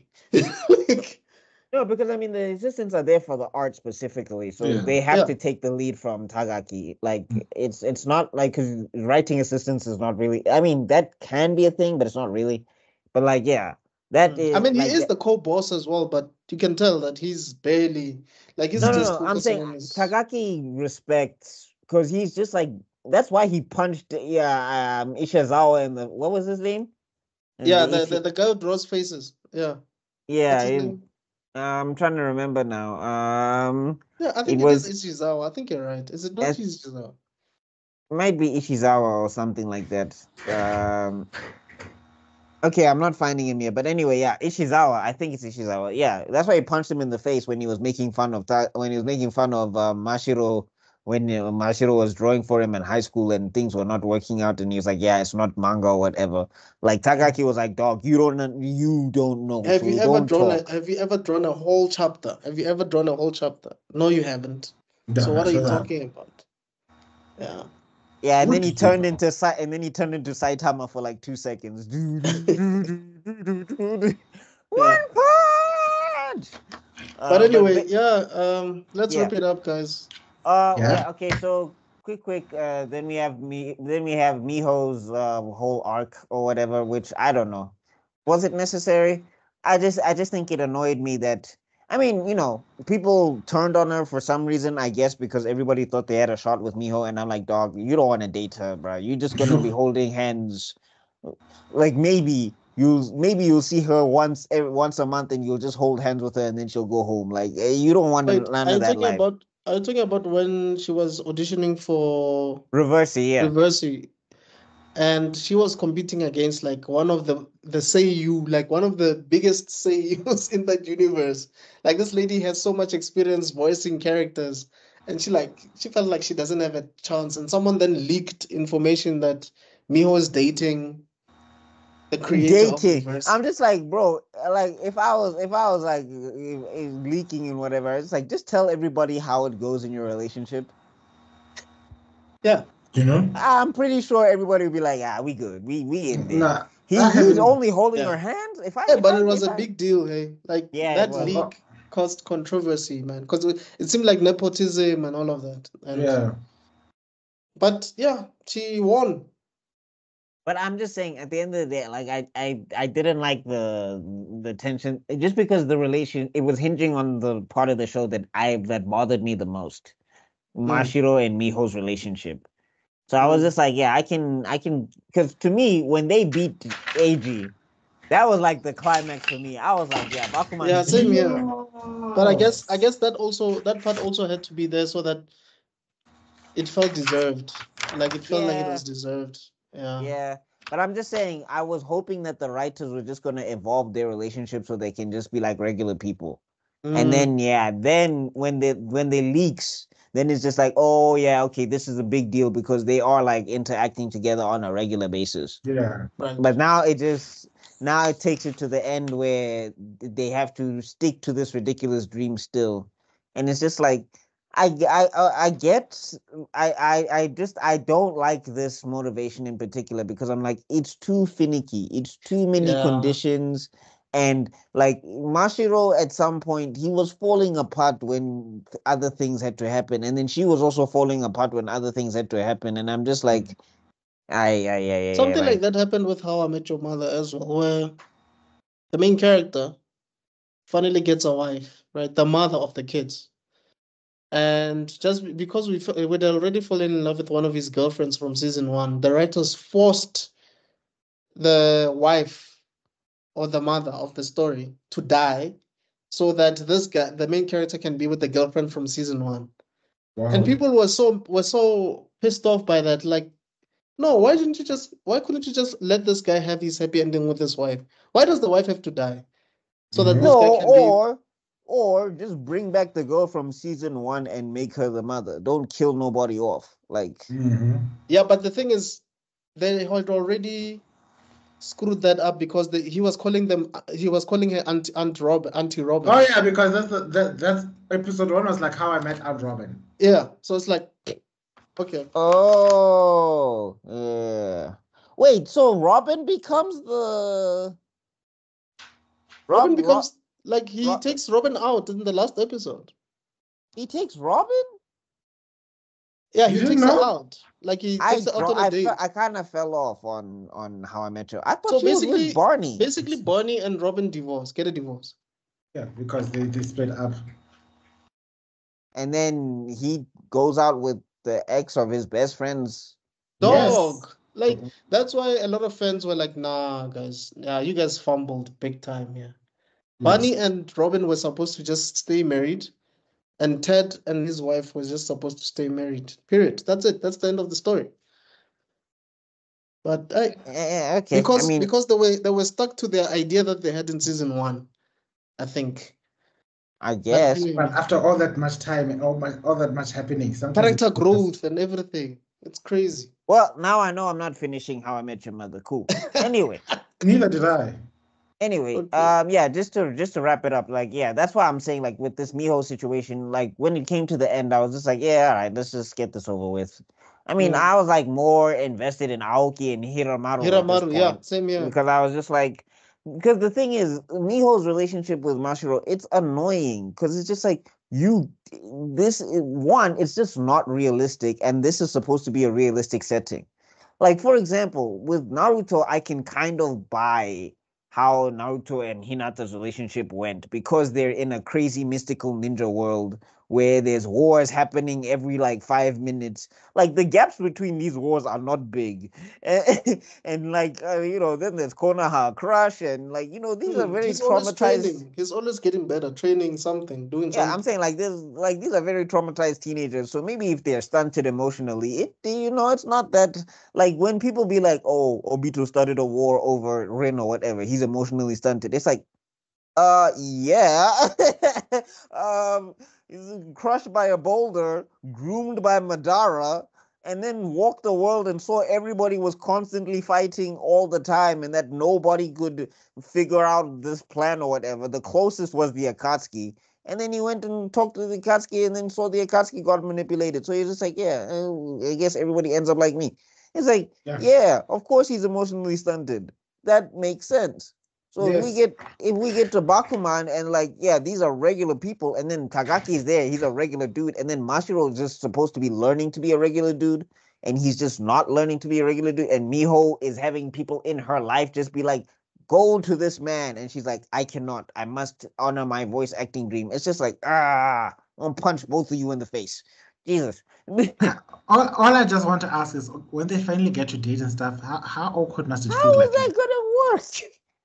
Like, Doesn't make sense, but I guess they'll figure it out. holding They'll each other's figure it out. It'll hands. work because it's for the manga. Like this is the most shonen thing to me. It's just like this will work out because it has to. But like I was just like But like at in the least we didn't beginning. get like Rakuman, like a sequel that nobody asked for. Yeah. But Yeah.